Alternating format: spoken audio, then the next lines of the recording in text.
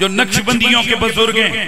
ارے بابا کسی چھوٹے بندے کا میں ذکر نہیں کر رہا، میں مجدد پاک کی بات کرنے لگا ہوں. مجدد پاک مکتوبات شریف کے اندر لکھتے ہیں، آپ فرماتے ہیں مولا علی صرف اس امت کے ولیوں کے تاجدار ہی نہیں ہیں، حضرت آدم سے لے کر صبح قیامت تک جتنے بھی ولی آتے ہیں، ہر ولی کی ولایت روح مولا مرتضیٰ کے مرہون من میں آتا ہے. آئے حیدر حیدر حیدر حیدر. اگلا جملہ سنیے، اگلی بات سنیے. مولا علی کے نام میں اللہ نے بڑی شانیں رکھی ہیں، اس نام کی بڑی کوالٹیاں ہیں. صحابہ تو باقی بھی تھے، لیکن حضرت عبادہ بن صامت فرماتے ہیں، ابن عساکر نے اس کو تاریخ ابن عساکر کے اندر، امام ابن عساکر نے اس کو ذکر کیا تاریخ دمشق کبیر کے اندر.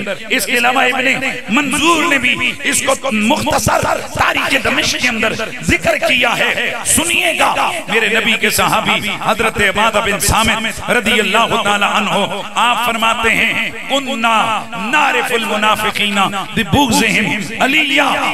ہم لوگ رسول اللہ کے دور کے بعد منافقوں کو اگر پہچان کرنا ہوتی تو ہم بغض علی سے پہچان لیا کرتے تھے. یہ کیسے پہچانتے تھے میرے نبی کے صحابہ منافقوں کو؟ فرماتے ہیں کہ بزم لگی ہوتی، ذکر ہو رہا ہوتا، فکر ہو رہی ہوتی، ذکر ہو رہا ہوتا، دھیان رکھنا ہے آپ نے، ذکر ہو رہا ہوتا، اچانک اس بزم کے اندر ہم میں سے کوئی نہ کوئی بندہ کھڑا ہو جاتا اور کھڑا ہو کر علی علی علی علی علی علی مولا علی کا تذکرہ شروع کر دیتا. آپ ذرا توجہ سے سنیے گا، مولا علی کا ذکر شروع کر دیتا. فرماتے ہیں پھر ہم بزم کے اندر موجود لوگوں کے چہرے دیکھتے، اور اس وقت میری نظر میں سارے ہو، اور حضرت قبلہ مفتی صاحب رب کعبہ کی قسم ہے زندگی میں اتنا تجربہ ہو گیا ہے، بندہ بڑا مسکے مسکے چسکے چسکے، لیکن اندر منافقت ہونا، وہ بڑا دند بھی کھولے منوں پتہ لگ جاندے اندروں سڑ رہی ہے علی علی سن کے.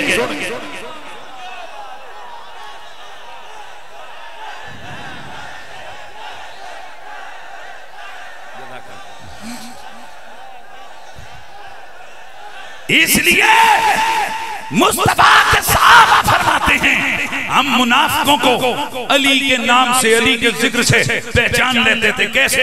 فرماتے ہیں جب ذکر علی ہوتا ہم چہرے دیکھتے. الحمدللہ الذی لا غیت لہ ولا جیت لہ ولا کیفیت لہ، لا یجری علیہ زمان ولا یجری علیہ مکان، لا جسم جسم جسیم لہ ولا قسم قسیم لہ، تعالی عن عوارض الجسمانیت والمکانیت والحیوانیت والبشریہ، الذي خلق الارض والسماء، والصلاة والسلام على سید الراشدین امام القبلتین جد الحسنین، عادی صراط الحکمت والہدایہ، صاحب التاج والمعراج وختم النبوہ، سید الاولین والآخرین، سید ولد آدم یوم القیامہ، اشرفنا و اکرمنا محمد خیر الورا وعلى آلہ الطاہرین الاتقیاء وعلى اصحابہ الراشدین الاسفیاء کثیرا کثیرا الى یوم اللقاء. اما بعد فاعوذ باللہ السمیع العلیم من الشیطان الرجیم، بسم اللہ الرحمن الرحیم. انا اعطیناک الكوثر فصل لربك وانحر إن شانئك هو الأبتر قال في مقام آخر فلا أقسم بمواقع النجوم وإنه لقسم لو تعلمون عظيم. درود و سلام بابا سے بلند پڑھ لیجئے. الصلاة والسلام علیکہ یا سیدی یا رسول اللہ وعلا آلک و اصحابک یا سیدی یا حبیب اللہ. برادران اسلام، اللہ کے فضل و کرم سے اس مالک کی بے پناہ مہربانیاں لا تعداد انگنت بے شمار احسان ہے کہ اس پروردگار نے مجھے اور آپ کو اپنے محبوب کریم کا کلمہ کو پیدا کیا ہے. کلمہ کی دولت عطا فرما کر وحدہ لا شریک کی مہربانی ہے کہ اس نے مجھے اور آپ کو حضور کی آل بیت اور صحابہ سے محبت کرنے والی جماعت اہل سنت و جماعت میں سے رکھا ہے. ہم اہل سنت و جماعت کا یہ نظریہ ہے کہ ہم درود و سلام پڑھتے ہیں تو اللہ تعالیٰ نے میرے اور آپ کے نبی کو حیات بھی عطا کر رکھی ہے اور ادراک بھی عطا کر رکھا ہے. حضور اپنی قبر منور میں کامل و اکمل زندگی کے ساتھ زندہ ہیں اور آپ کو رب نے یہ کمال عطا فرمایا ہے کہ میرے مصطفیٰ توجہ فرمائیں تو پست سے پست آواز کو سنتے بھی ہیں اور پڑھنے والوں کو پہچانتے بھی ہیں اور کرم کریں تو جواب بھی عطا فرما دیتے گئے. ایک حدیث پیش کر کے استدلال کر کے آگے بڑھوں گا. یاد رکھیے کہ ہم درود و سلام پڑھتے ہیں تو ہمارا عقیدہ ہے کہ ہمارے نبی کو اللہ نے وہ علم، وہ بصیرت، وہ نظر عطا فرمائیے کہ نگاہ مصطفیٰ، علم مصطفیٰ، بصیرت مصطفیٰ سے کائنات کا کوئی ذرہ بلکہ حضور کا کوئی امتی کا کوئی عمل پوشیدہ نہیں ہے. امام قسطلانی تو یہاں تک لکھ گئے، آپ فرماتے ہیں انہو صلی اللہ علیہ وآلہ وسلم یعلم اعمالہم يعلم أعمالهم وأفعالهم ونياتهم وخواطرهم لا يخفى عليه شيء لا من الأولين ولا من الآخرين. حضور پر رب نے وہ کرم کیا ہے کہ آمنہ کے لال، نبیوں کے تاجدار، سرور کون و مقام اپنی امتی کے اعمال کو بھی جانتے ہیں، افعال و کردار کو بھی جانتے ہیں، ان کی نیتوں کو بھی جانتے ہیں اور ان ارادوں کو بھی جانتے ہیں کہ جو اچانک بندے کے ذہن میں خیال آتا ہے جسے خاطر کہتے ہیں. خاطر یعنی بندے کو خود یاد نہیں ہوتا کہ مجھے کیا خیال آیا تھا اور آ کر دل کی دماغ کی کھڑکی پہ دستک دے کے گزر گیا. امام قسطلانی فرماتے ہیں بندے کو پتہ نہیں ہوتا اور حضور یہ بھی جانتے ہیں کہ میرے امتی پر کیا خاطر گزری ہے. واہ واہ واہ واہ. برادران اسلام ایک حدیث عرض کروں گا اور اس کے بعد میں امید رکھوں گا کہ بھئی پورا مجمع چونکہ میرا ایک اپنا انداز خطابت ہے کہ جب تک پورا اجتماع بارگاہ رسالت مآب میں نذرانے درود و سلام نہیں پڑھ لیتا میں گفتگو آگے نہیں بڑھایا کرتا. بلکہ ہم چونکہ سنی ہیں اور ہمیں اپنے سنی ہونے پہ فخر ہے. ماشاءاللہ یار یہ جو 2 3 4 بچے میرے سامنے سے سائیڈ پہ کر رہے ہیں، ناراضگی معاف، ان 2 4 بچوں کو تھوڑا سا سائیڈ پہ، میرے بالکل سامنے سے مہربان ان کو اٹھا دیں سائیڈ پہ. السلام علیکہ یا سیدی یا رسول اللہ وعلا آلکہ و صحابکہ یا سیدی یا حبیب اللہ. الصلاة والسلام علیکہ یا سیدی یا نبی اللہ. وعلى آلك وأصحابك يا سيدي يا نور الله. امام عالی مقام شہزادہ گلگوں قبا سید الشہداء امام حسین علیہ السلام کے لخت جگر حضرت بیمار کربلا حضرت سیدنا امام زین العابدین امام سجاد رضی اللہ تعالی عنہ وعلیہ السلام. آپ فرماتے ہیں کہ آل سنت و جماعت کی پہچان یہ ہے کہ وہ کثرت سے رسول اللہ پر درود و سلام بھیجتے گئے. برادران اسلام میں حدیث عرض کر رہا ہوں، میرے نبی پاک صاحب الاولاق صلی اللہ علیہ وآلہ وسلم نے فرمایا، کنز العمال میں موجود ہے، طبرانی کے اندر موجود ہے، اوسط میں بھی، کبیر میں بھی، دیگر حدیث کی کتابوں میں یہ روایت موجود ہے. میرے آقا نے فرمایا اللہ تبارک و تعالی سے جنت کا سوال کیا کرو، اس لیے کہ جو شخص 3 بار اللہ سے التجا کرتا ہے یا اللہ مجھے جنت دے دے، یا اللہ مجھے جنت دے دے، یا اللہ مجھے جنت دے دے، تو جنت خود کہتی ہے یا اللہ اسے جنت دے دے. آئے ہائے آئے ہائے. میں یار یہ جو میرے سامنے بیٹھے ہوئے حضرات ہیں، یا تو آپ میری طرف متوجہ ہوں گے، وگرنہ یہ اتنا بڑا اجتماع وہ سارا آپ پر ڈیپینڈ کرتا ہے. یہ جو 2 چھوٹے بچے ہیں بیٹا سائیڈ پہ ہو جاؤ نا یار، تسی منن تے تیار نہیں ہو کہ تسی بچے ہو، ورنہ تسی 70 سال دے بڑے بن جاندے ہو. یار مہربانی کرو تھوڑا سا سائیڈ پہ ہو جاؤ.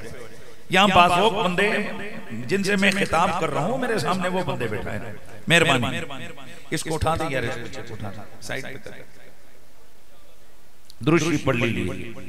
الصلاة والسلام علیکہ یا سیدی یا رسول اللہ وعلا آلکہ وصحابکہ یا سیدی یا حبیب اللہ. برادران اسلام میں دوبارہ حدیث عرض کروں گا. میرے نبی پاک صاحب الاولاق نے فرمایا کہ جب کوئی شخص اللہ سے جنت کا سوال کرتا ہے، یا اللہ 3 بار کہتا ہے یا اللہ مجھے جنت دے دے، یا اللہ مجھے جنت دے دے، یا اللہ مجھے جنت دے دے، تو جنت کہتی ہے یا اللہ اسے جنت دے دے. آئے ہائے آئے ہائے بابا. میں نے ادھر جنت مانگی، میں اپنے گھر کے بند کمرے کے اندر دروازے بند کر کے، بند مسجد ہے، بند مسجد کے اندر دروازہ بند کر کے بیٹھ گیا. میں نے کہا یا اللہ مجھے جنت دے دے، مجھے جنت دے دے، مجھے جنت دے دے. میرے نبی کی حدیث بیان کر رہی ہے کہ جب میں کہوں گا یا اللہ مجھے جنت دے دے، تو جنت کیا کہتی ہے یا اللہ اسے جنت دے دے. میرے خیال میں آپ نہیں سمجھے، اور اگر سمجھ گئے ہو تو مسئلہ حل ہو گیا.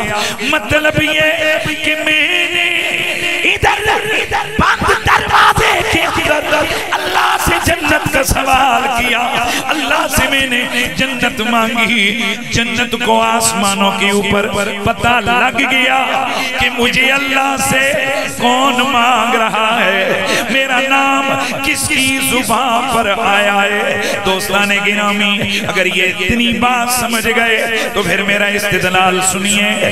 اگر جنت جو ایک مقام آسمانوں سے اوپر ہے، اگر جنت کو بٹھا دو یار، اسے بٹھا دو، بار بار کیا مسئلہ ہے، بیٹھ جاؤ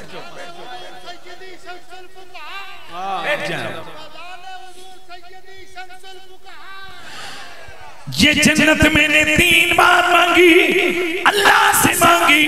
جنت کو آسمانوں پہ پتہ لگ گیا کہ مجھے کون مانگ رہا ہے، کدھر سے کون مجھے اللہ سے مانگ رہا ہے، کس کی زبان پر میرا نام آیا ہے. اے اللہ کے بندو، اگر جنت کو پتہ لگ جاتا ہے آسمانوں کے اوپر کس زمین کے کس کونے کس کمرے کس مقام پر میرا نام کس کی زبان پہ آیا ہے. اور اگر جنت کو پتہ لگ جاتا ہے تو جنت کے مالکوں کو بھی پتہ لگ جاتا ہے کہ ہم پر کون سلام بھیج رہا ہے. اس لیے پورا مجمع بلند آواز سے بارگاہ رسالت مآب میں نذرانے درود و سلام پیش کرے. صلی اللہ علیہ یا رسول اللہ وسلم علیہ یا حبیب اللہ. صلی اللہ علیہ یا رسول اللہ وسلم علیہ یا حبیب اللہ. اب میری نگاہوں میں جچتا نہیں کوئی. اب میری نگاہوں میں جچتا نہیں کوئی ہے جیسے میرے سرکار ہیں ایسا نہیں کوئی جیسے میرے سرکار ہیں ایسا نہیں تم سا تو ہنسی آنکھ نے دیکھا نہیں کوئی. یہ شان لطافت ہے بولو یہ شان لطافت ہے کہ سایہ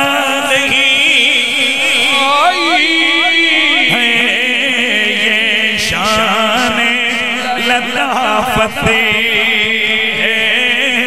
کہ سایہ نہیں یہ شان لطافت ہے کہ سایہ نہیں کوئی. اب میری نگاہوں میں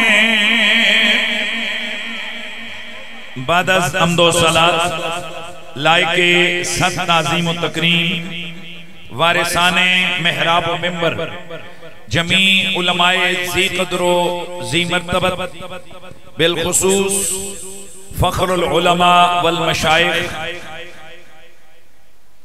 پروردہ آغوش علم و حکمت حضرت استاد العلماء والافاضل مولانا مفتی محمد امجد فریدی صاحب ادام اللہ ذلکم السامی لائق تعظیم و تکریم علامہ ابن علامہ حضرت محترم مولانا صاحبزادہ مفتی محمد راشد فریدی صاحب حضرت گرامی المرتبت صاحبزادہ والا شان قاری محمد شاہد فریدی صاحب ادام اللہ ذلکم السامی لائق تعظیم و تکریم رونق اسٹیج میرے سر کا تاج جملہ علماء آل سنت سادات والا مرتبت جملہ مشائخ طریقت اور عظیم علمی عملی روحانی مرکز جامعہ فریدیہ نظامیہ بصیر پور کے جملہ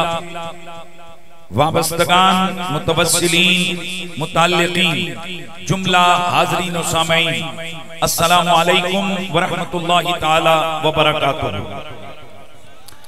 سب سے قبل تو میں حضرت محترم قبلہ مفتی صاحب کا شکر گزار ہوں کہ انہوں نے مجھے پرخلوص دعوت پیش فرمائی کہ میں اہل سنت کی ایک عظیم علمی اور تحقیقی درسگاہ کے اندر مجھے حاضری کا شرف ملا اور آپ اہلیان بصیر پور سے مخاطب ہونے کی سعادت بھی حاصل ہو رہی ہے۔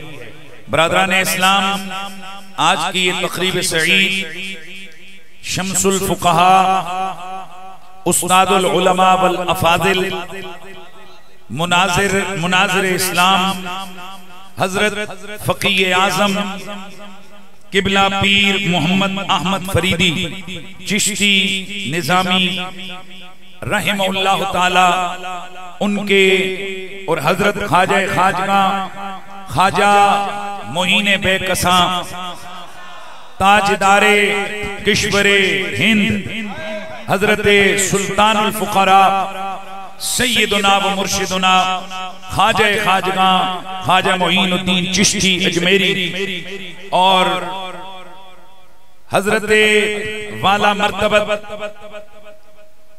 امام چشتیاں حضرت نائب غوث پاک قبلہ بابا جی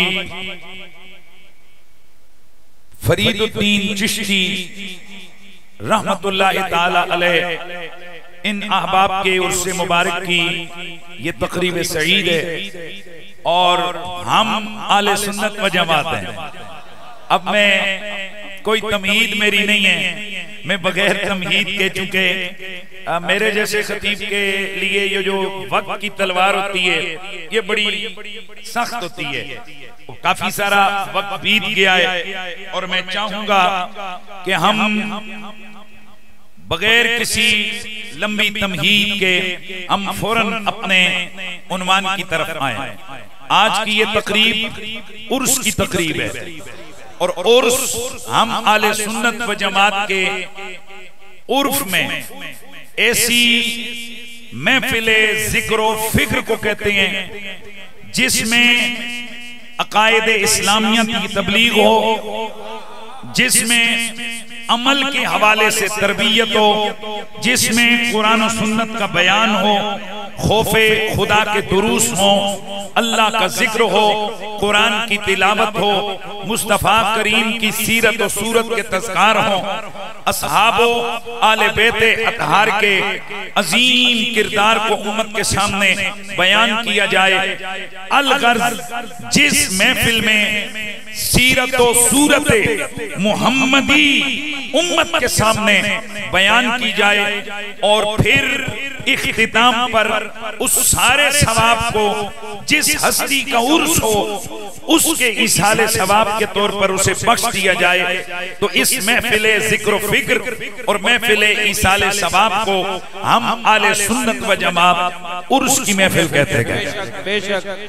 پہلا سوال عام طور پر یہ کیا جاتا ہے کہ جی یہ بتائیے کہ اگر یہ عرس دین کے اندر ہے، اس کا تعلق دین کے ساتھ ہے، تو پھر یہ بتائیے کہ رسول اللہ کے زمانے میں یا صحابہ کرام کے زمانے میں یا باقی اکابرین امت کے زمانے میں یہ بتائیے کہ کیا عرس ہوتے تھے؟ اگر ہوتے تھے تو ان کی ڈیٹیں بتائیں اور ان کے حوالے دیں۔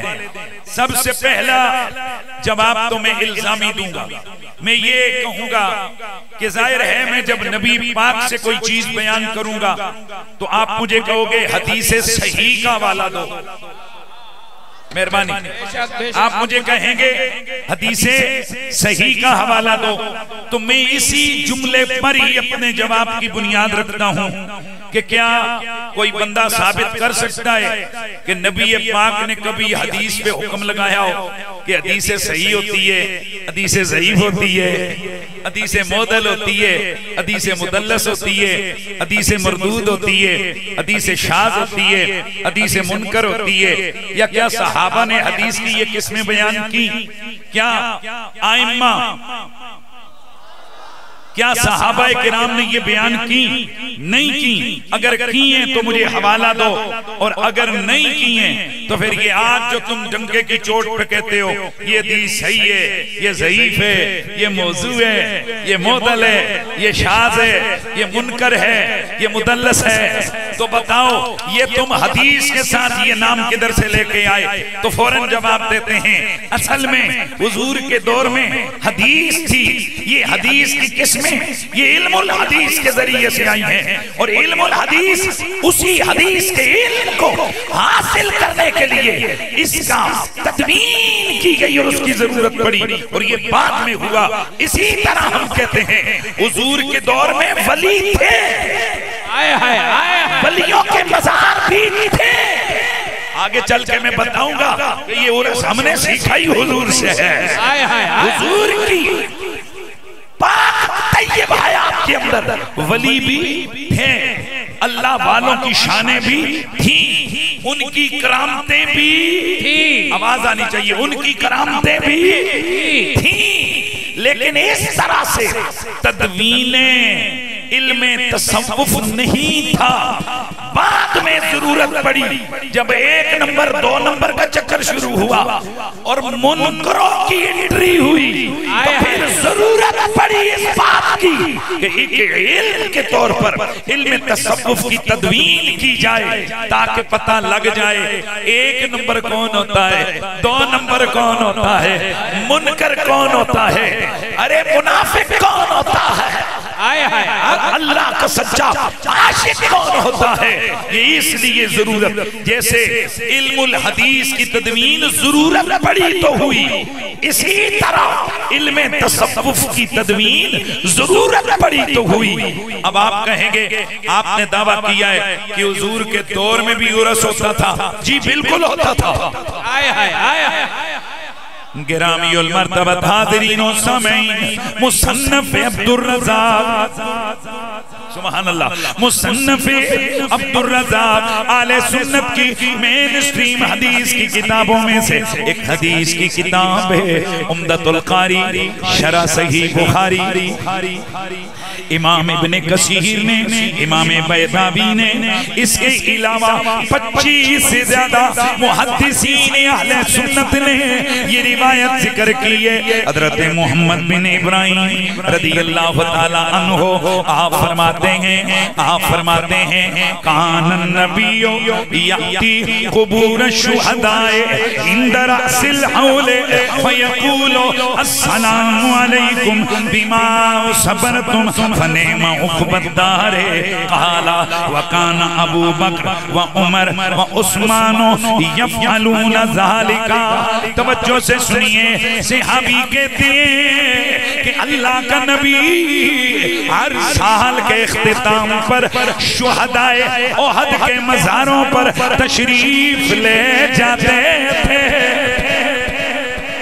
میرے آقا ان قبروں پر، ان مزارات اصحاب پر تشریف لے جاتے اور پھر وہاں جا کر سلام کرتے۔ آپ فرماتے کہ اے قبر والو تم پر سلام اس صبر کے بدلے جو تم نے کمایا ہے، بس کیا ہی تمہارا بہترین عاقبت کا ٹھکانہ ہے۔ حضرت ابو بکر کا دور آیا، وہ بھی یہی کرتے رہے، حضرت عمر کا دور آیا، وہ بھی یہی کرتے رہے، حضرت عثمان کا دور آیا، وہ بھی یہی کرتے رہے۔ سوال کرو گے یہ کرتے رہے، یہ ماضی استمراری ہے، یہ ماضی استمراری کا مطلب یہ ہوتا ہے ایک ایسا کام کہ جو بار بار ہوتا رہے۔ تم نے کس طرح سے یہ مانا کیا کہ وہ یہ کام کرتے رہے؟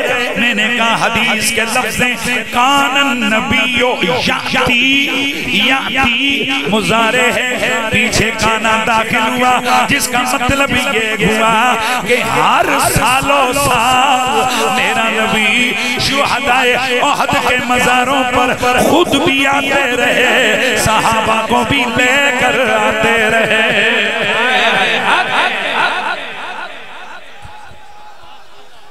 برادران اسلام شاید آپ سوال کریں کہ جی ادھر سے عرس کدھر سے آ گیا؟ یہ تو میں نے ایک حدیث پیش کی ہے، اب دوسری حدیث کی طرف آتے ہیں۔ میرے مصطفیٰ کریم کی ظاہری حیات طیبہ کا آخری سال ہے، میرے نبی پاک شہدائے احد کے مزارات پر تشریف لے گئے، میرے نبی کے لیے منبر بچھایا گیا۔ جی بسم اللہ، میرے نبی کے لیے منبر بچھایا گیا، پھر میرا نبی منبر پہ بیٹھے خطبہ دیا، اس خطبے میں فرمایا، میرے آقا نے فرمایا واللہ انی لا اخاف علیکم من تشرکوا ولکن تنافسوا فی الدنیا وتقتلوا اخوانکم۔ مختلف الفاظ ہیں اس روایت کے، کئی کتابوں میں اور ہیں، کئی میں اور ہے، بہرحال مفہوم سب کا ایک ہے۔ اللہ کے نبی منبر پہ بیٹھے، فرمایا ایکڑی جگہ شہدائے احد کے مزاروں کے پاس بیٹھے، منبر پہ بیٹھے، منبر پہ بیٹھے۔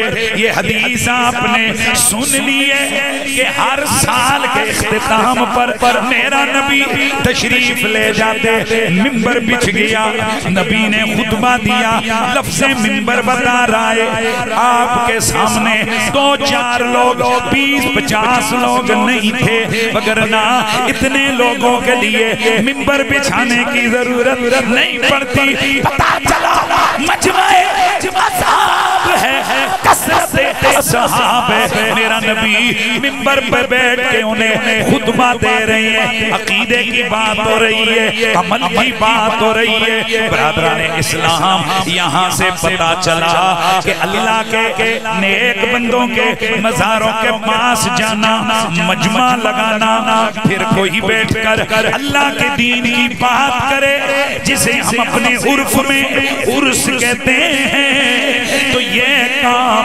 بدعت نہیں ہے، مدینے والے آقا کی سنت ہے۔ تو پھر آواز آنی چاہیے نا کہ جیسے میرے سرکار ہیں ایسا نہیں کوئی، جیسے میرے سرکار ہیں ایسا نہیں کوئی۔ اب میری نگاہوں میں جچتا نہیں کوئی، جیسے میرے سرکار ہیں۔ چونکہ یہ چشتیوں کے اسٹیج ہے اور ایک بڑا مشہور نعرہ ہے اللہ محمد اللہ محمد اللہ محمد، تو یہ 4 یار اللہ محمد، 4 یار حاجی خواجہ قطب فرید حق فرید اللہ اکبر۔ برادران اسلام، تو ذرا چونکہ ذکر میرے نبی کے یاروں کا بھی ہوا تو پھر مل کے پڑھیے ایک شعر جو اس نعت کے اندر میں نے اپنا شامل کیا ہے، وہ میں پڑھ کے آگے بڑھتا ہوں کہ جیسے میرے سرکار ہیں ایسا نہیں کوئی، اصحاب رسول پاک کے سبھی پیارے ہیں، پر جیسے سونے 4 ہیں ایسا نہیں کوئی،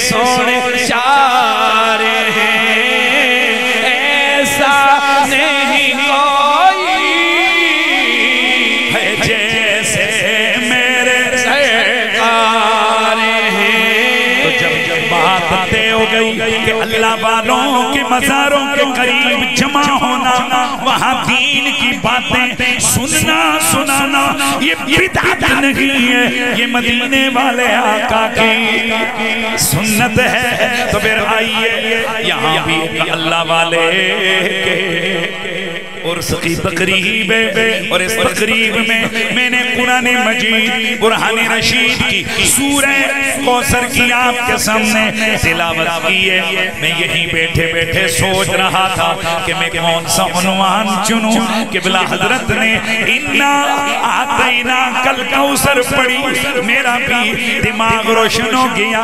میں نے کہا چلو اسی آیت کے آگے گفتگو کرتے ہیں۔ برادران اسلام، میرا رب فرماتا ہے محبوبہ ہم نے آپ کو کوثر،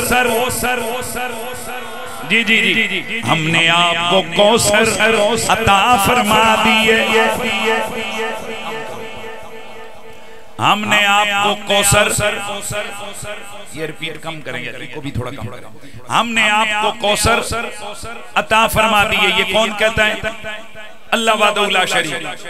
آج کے جمعے آنے پر مجھے بہت سارے احباب نے ڈیمانڈ کی یہ موضوع بھی آ جائے، یہ موضوع بھی آ جائے، یہ موضوع بھی آ جائے۔ تو میں نے یہاں بیٹھ کے سوچا یار ایسی کون سی میں جامع آیت پڑھوں کہ یہ سارے موضوع بیچ میں آ جائیں۔ تو وہ یقیناً یہی جو آیت میں نے پڑھی ہے، بلکہ سورت جس کی پہلی آیت کے مفہوم میں یہ سارے مضامین آ جائیں گے۔ کیوں کہ مجھے کہا گیا نبی کی آل کا ذکر بھی کرنا ہے۔ سب سے پہلے کہا گیا جی کہ آغاز حضور کی شان سے کرنا ہے، ٹھیک ہے سرکار لبیک۔ پھر ادھر سے آواز آئی بی بی پاک کی طہارت کو بھی بیان کرنا ہے۔ اب ماشاءاللہ میں ستا کریں کہ کیڑا کیڑا بی بی پاک دیناتے بولے ہے۔ پھر ایک اور دوست بولے کہنے لگے مولا علی دی گل بھی کرنی ہے۔ پھر ادھر سے آواز آئی مصطفیٰ کے یاران باوفا کا تذکرہ بھی کرنا ہے۔ پھر کسی نے کہا بیچ میں غوث پاک کی بات بھی ہونی چاہیے، خواجہ غریب النواز کا تذکرہ بھی ہونا چاہیے، اللہ والوں کی بات بھی ہو۔ تو میں نے کہا چلو میں وہ آیت پڑھتا ہوں جس میں یہ سارے معنی آ جائیں۔ کیسے؟ صرف 2-3 منٹ مجھے دیں گے، میں اسٹل گفتگو کروں گا لگاتار، اور امید ہے کہ آپ اپنے ذوق کو توڑیں گے نہیں۔ ایک معنی تو وہ ہے جو حضرت قبلہ نے آپ کے سامنے کیا، اِنَّا آتَيْنَاكَ الْكَوْثَرَ، کوثر سے مراد خیر کثیر ہے، جس کا معنی بنتا ہے اے میرے محبوب ہم نے آپ کو خیر، بولیے نا جملہ پورا کریں یار، ہم نے آپ کو خیر کثیر عطا فرما دی ہے۔ یہ کون کہہ رہا ہے؟ اللہ تعالیٰ ہم نے آپ کو خیر کثیر عطا فرما دی ہے۔ آئے ہائے توجہ سے، اب یہ خیر کثیر یہاں میں ایک جملہ سادے انداز سے سمجھاؤں گا کہ یہ کوثر جو رب فرماتے ہیں آتَيْنَاكَ الْكَوْثَرَ، اور معنی کیا گیا ہم نے آپ کو خیر کثیر عطا کی ہے۔ اس کا ایک معنی امام فخر الدین رازی نے کیا ہے، ویسے تو 18 معنی انہوں نے کیے ہیں، وہ میں آگے چل کے عرض کرتا ہوں، لیکن امام بیضاوی، امام رازی اور دیگر ائمہ اور بالخصوص شاہ عبدالحق محدث دہلوی رحمت اللہ تعالیٰ علیہ آپ فرماتے ہیں یہاں معنی یہ بنتا ہے کہ محبوب ہم نے آپ کو جو کچھ دیا ہے نا وہ تھوڑا تھوڑا نہیں دیا، وہ کثیر ہی کثیر دیا ہے۔ ہم نے آپ کو جو دیا ہے وہ تھوڑا نہیں دیا، ماشاءاللہ ہم نے جو آپ کو دیا ہے وہ تھوڑا نہیں دیا، ہم نے وہ آپ کو کثیر دیا ہے۔ اب یہ کثیر کیا ہے؟ یعنی اسپیسیفک خصوصی طور پر یہ کثیر ہے کیا؟ امام فخر الدین رازی اسی جگہ رکھنا ہے، امام فخر الدین رازی رحمت اللہ تعالیٰ علیہ آپ فرماتے ہیں یہ کوثر، اس کوثر سے مراد کئی چیزیں ہیں۔ سب سے پہلا معنی اِنَّا آتَيْنَاكَ الْكَوْثَرَ، اے محبوب ہم نے آپ کو کثرت شان نبوت عطا فرمائی ہے۔ اِنَّا آتَيْنَاكَ الْكَوْثَرَ، محبوب ہم نے آپ کو کثرت علم عطا فرمائی ہے۔ اِنَّا آتَيْنَاكَ الْكَوْثَرَ، محبوب ہم نے آپ کو کثرت حکمت عطا فرمائی ہے۔ اِنَّا آتَيْنَاكَ الْكَوْثَرَ، محبوب ہم نے آپ کو کثرت معجزات عطا فرمائی ہے۔ اِنَّا آتَيْنَاكَ الْكَوْثَرَ، محبوب ہم نے آپ کو کثرت امت عطا فرمائی ہے۔ اِنَّا آتَيْنَاكَ الْكَوْثَرَ، محبوب ہم نے آپ کو کثرت آل عطا فرمائی ہے۔ اِنَّا أَعْطَيْنَاكَ الْكَوْثَرَ محبوب ہم نے آپ کو کثرت اولاد عطا فرمائی ہے. اِنَّا أَعْطَيْنَاكَ الْكَوْثَرَ محبوب ہم نے آپ کو کثرت اصحاب عطا فرمائی ہے. اِنَّا أَعْطَيْنَاكَ الْكَوْثَرَ محبوب ہم نے آپ کو کثرت اولیاء امت عطا فرمائی ہے. توجہ ہے. اگلا جملہ آنے والا ہے اور میں عاشقوں کے چہرے دیکھوں گا کہ اس جملے کا ویلکم وہ کیسے کرتے ہیں. اِنَّا أَعْطَيْنَاكَ الْكَوْثَرَ محبوب ہم نے آپ کو کثرت حسن عطا فرمایا ہے. کعبے والی مومایا ہے کعبے والی مومایا ایک سونا تو لگنے ہوئے دوجہ پھیری بھی تو مایا ایک سونا تو لگنے دوجہ پھیری بھی تو مایا. اِنَّا أَعْطَيْنَاكَ الْكَوْثَرَ محبوب ہم نے آپ کو کثرت حسن عطا فرمائی ہے. اِنَّا أَعْطَيْنَاكَ الْكَوْثَرَ محبوب ہم نے آپ کو اذن شفاعت عطا فرمایا ہے. بھئی توجہ ہے. بڑی بات اور آخری یہ 18 معنی کی امام راضی نے. لیکن اب اگلی جو بات کرنے لگا ہوں امام خوارزمی نے اس کا معنی کیا ہے. میں دیکھوں گا یہاں میرے مصطفیٰ کی آل سے پیار کرنے والے کون کون بیٹھے ہیں. کیونکہ وہ معنی آنے لگا ہے کہ جو معنی سن کر حسینیوں کے کلیجے ٹھنڈے ہو جاتے ہیں. مولا علی کے ماننے والوں کی طبیعتوں میں ہلچل مچ جاتی ہے. اِنَّا أَعْطَيْنَاكَ الْكَوْثَرَ اگر آپ کہتے ہو میں دوبارہ آ جاؤں سپیڈ کے ساتھ. اِنَّا أَعْطَيْنَاكَ الْكَوْثَرَ محبوب ہم نے آپ کو کثرت نبوت عطا فرمائی ہے, کثرت شان رسالت عطا فرمائی ہے. ہم نے آپ کو کثرت علم عطا فرمائی ہے. ہم نے آپ کو کثرت حکمت عطا فرمائی ہے. ہم نے آپ کو کثرت معجزات عطا فرمائی ہے. ہم نے آپ کو کثرت امت عطا فرمائی ہے. ہم نے آپ کو کثرت اولیاء امت عطا فرمائی ہے. ہم نے آپ کو کثرت اولاد عطا فرمائی ہے. ہم نے آپ کو کثرت اصحاب عطا فرمائی ہے. ہم نے آپ کو اذن شفاعت عطا فرمایا ہے. محبوب أعطيناك الكوثر ہم نے آپ کو فاطمۃ الزہرا عطا فرمائی ہے.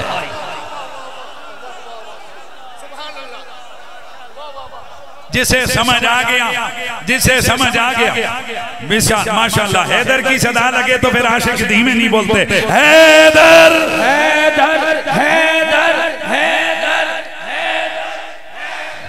حیدر حیدر حیدر حیدر حیدر حیدر حیدر. رکو. کئی ہمارے ویلیوں کا یہی اعتراض ہوتا ہے قریشی صاحب جتھے جاندے نے اتھے علی علی کر جاندے.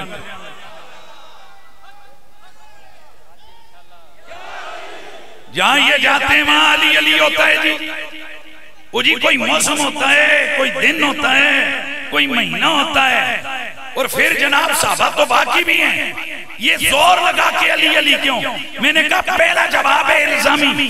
میں تجھ سے پوچھتا ہوں صحابہ تو باقی بھی تھے. 1.25 لاکھ کے مجمع میں اکیلے علی کا بازو پکڑ کے کیوں فرمایا جس کا میں مولا ہوں اس کا علی مولا ہے.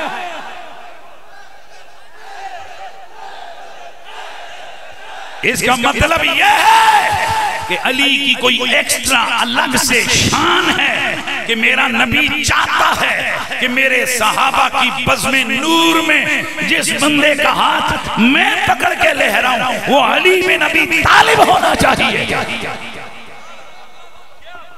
اور رہ گیا معاملہ کہ جناب ولیوں کے عرس میں علی علی کیوں ہوتا ہے. شاید آپ نے حضرت مجدد الفسانی جو نقش بندیوں کے بزرگ ہیں, ارے بابا کسی چھوٹے بندے کا میں ذکر نہیں کر رہا, میں مجدد پاک کی بات کرنے لگا ہوں. مجدد پاک مکتوبات شریف کے اندر لکھتے ہیں, آپ فرماتے ہیں مولا علی صرف اس امت کے ولیوں کے تاجداری نہیں ہیں, حضرت آدم سے لے کر صبح قیامت تک جتنے بھی ولی آتے ہیں ہر ولی کی ولایت روح مولا مرتضیٰ کے مرہون منت ہے.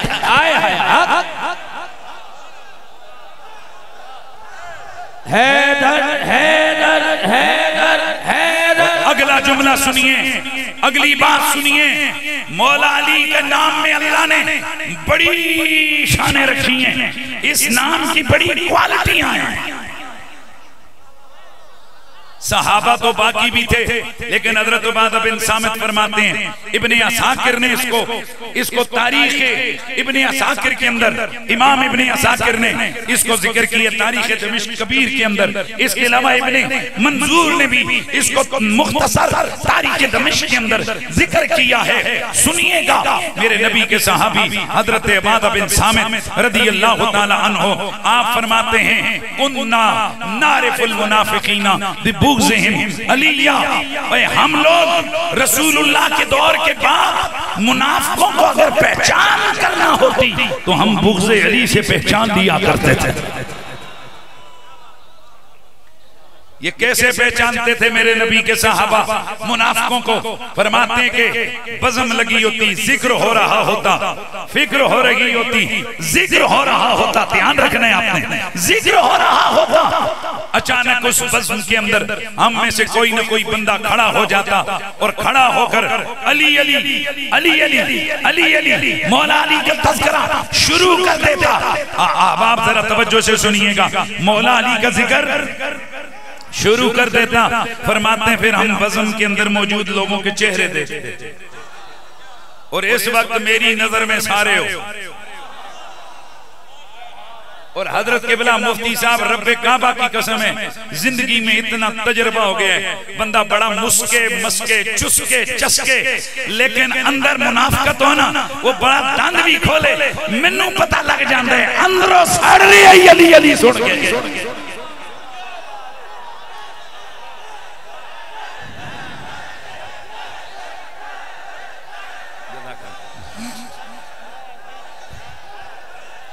اس لیے مصطفیٰ کے صحابہ فرماتے ہیں ہم منافقوں کو علی کے نام سے، علی کے ذکر سے پہچان لیتے تھے. کیسے؟ فرماتے ہیں جب ذکر علی ہوتا ہم چہرے دیکھتے تھے.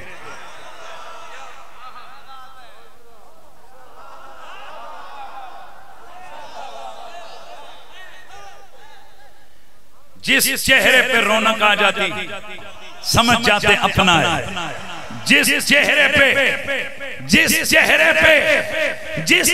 پہ شکنیں پڑ جاتی سمجھ جاتے بان کے مومن منافق بزم میں اصحاب میں گھسا ہوا ہے، نکالو اسے. بات کو سمجھ رہے ہیں آپ؟ اللہ اکبر. اس کا مطلب یہ کہ صحابہ نے جو ٹیسٹر لگایا ہوا تھا، بھائی باقی بھی تو یاران با وفا تھے، پر صحابہ نے ٹیسٹر نام علی کا رکھا ہوا تھا. اور ہم چونکہ صحابہ کے ملنگ ہیں، صحابہ کے غلام ہیں، اس لیے ہمارے پاس بھی ٹیسٹر نام علی کا ہے. ہم چیک کر لیتے ہیں کہ کس کے دل میں علی کے نام کی وجہ سے اس کا کلیجہ مچل اٹھتا ہے، چہرہ کھل اٹھتا ہے. جس کے چہرے پہ رونق آئے ہم اسے 2 مبارکیں دیتے ہیں.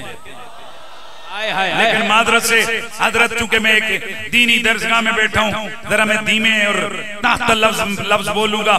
پڑھے لکھے لوگ اور طلبہ ماشاءاللہ، یہ تو حضرت کا وہ مرکز ہے کہ جہاں اکثر بزرگ فرمایا کرتے تھے کہ اوے بصیر پوریاں تے اللہ دا اتنا کرم ہے، انہاں دیاں درسگاہ میں جو کچھ اونج بھی ہو جاوے علم دا وافر حصہ پا کے جاتا ہے. یہاں تو ماشاءاللہ طلبہ بیٹھے ہیں 7-7 6-6 8-8 سال جنہوں نے دارالعلوم کے اندر جناب انہوں نے تعلیم ان بزرگوں کے سامنے زانوِ تلمس طے کر کے حاصل کی ہے. میں عرض کرنا چاہتا ہوں ہم علی علی جو کرتے ہیں ہمارے چہرے کھلتے ہیں، 3 چیزیں واضح ہوتی ہیں. حضرت جعفر صادق علیہ السلام آپ نے فرمایا تھا، بلکہ اس سے پہلے نسائی شریف کی حدیث عرض کرتا ہوں، المستدرک الصحیحین میں بھی یہ روایت موجود ہے، طبرانی اوسط میں بھی روایت موجود ہے، طبرانی کبیر میں بھی یہ روایت موجود ہے، کنز العمال میں بھی روایت موجود ہے، السوائق المحرقہ میں بھی یہ روایت موجود ہے. اور میرے امام اہل سنت، امام عاشقاں، قبلہ دل و جاں، اعلیٰ حضرت امام اہل سنت عظیم البرکت کشتہ عشق رسالت میرے قادری امام احمد رضا خان اوے میرے امام کے نام پہ ذرا سبحان اللہ کی صدا تو آنی چاہیے. میرے امام اہل سنت امام احمد رضا خان ان کے فتاوی رضویہ شریف کے اندر ایک نہیں دو نہیں کئی مقامات پر یہ حدیث موجود ہے. میرے نبی پاک نے فرمایا جسے دیکھو کہ میری اہل بیت کا بغض ہو اس کے دل میں 3 حال سے وہ خالی نہیں ہوگا. یا تو وہ پکا منافق ہوگا. حضور نے کہا فرمایا وہ کون ہوگا؟ بھائی بولیے کون ہوگا؟ پکا منافق ہوگا نمبر 1. نمبر 2 فرمایا یا وہ اپنے باپ کا ہی نہیں ہوگا.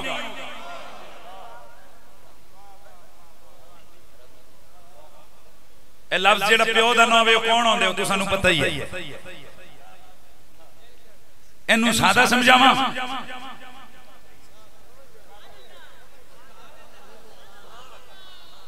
ہماری اہل بیت سے بغض رکھنے والا 3 حالوں سے خالی نہیں. یا تو اس کا سینہ ایمان کے نور سے خالی، وہ منافق ہے مومن نہیں. نمبر 2 فرمایا یا اس کی ماں قصوروار ہے. سمجھ رہے ہو؟ یعنی اپنے باپ کا نہیں ہے وہ. اور نمبر 3 میرے نبی نے فرمایا یا وہ حالت غیر طور کی پیداوار ہے. کس کی پیداوار ہے؟ حالت غیر طور کی. یہ جن لوگوں کو سمجھ نہیں آئی ان کو سمجھا دوں ہے پیو دئی، پر ابے کے لیے بھی کچھ دنوں کے لیے سینکشنز ہوتی ہیں، پابندیاں ہوتی ہیں، نیرے نہیں آنا. دن ختم بھی ہو جائیں پھر بھی ایک شرط علماء کو پتا ہے کہ اکثر مدت سے قبل اگر انقطاع معاملہ انقطاع خون ہو جائے تو پھر حکم ہوتا ہے کہ پہلے غسل کرو پھر قریب آؤ. تو جڑا بہت تاولا بنیا غسل تو پہلے چلا گیا. فرمایا اس دی وجہ تو جڑا جمسی او دے دل چ میری آل دا پیار نہیں آ سکدا. بصیر پور کے اس عظیم علمی مرکز میں جمع ہونے والوں، ہم سے زمانہ پوچھتا ہے کہ تم ہر جگہ علی علی زہرا پاک کی عظمت کے قصیدے کیوں پڑھتے ہو؟ تو ہم انہیں بتانا چاہتے ہیں کہ ایک تو ہمارے عشق کا تقاضا ہے، رسول اللہ کی محبت کا تقاضا ہے کہ ہم ان کے بچوں کا ذکر کریں، ان کی آل کا قصیدہ پڑھیں. اور دوسرا ہماری 3 مجبوریاں ہیں. نمبر 1 ایمانی مجبوری ہے. ہماری ایمانی مجبوری ہے کہ ہم یہ بتاتے ہیں کہ ہم علی علی کرنے والے ہیں، منافق نہیں ہیں. نمبر 2 ہماری خاندانی مجبوری ہے، ہم یہ بتاتے ہیں کہ آئی ڈی کارڈ پر جس بابے کا نام لکھا ہے وہ اوریجنل لکھا ہے.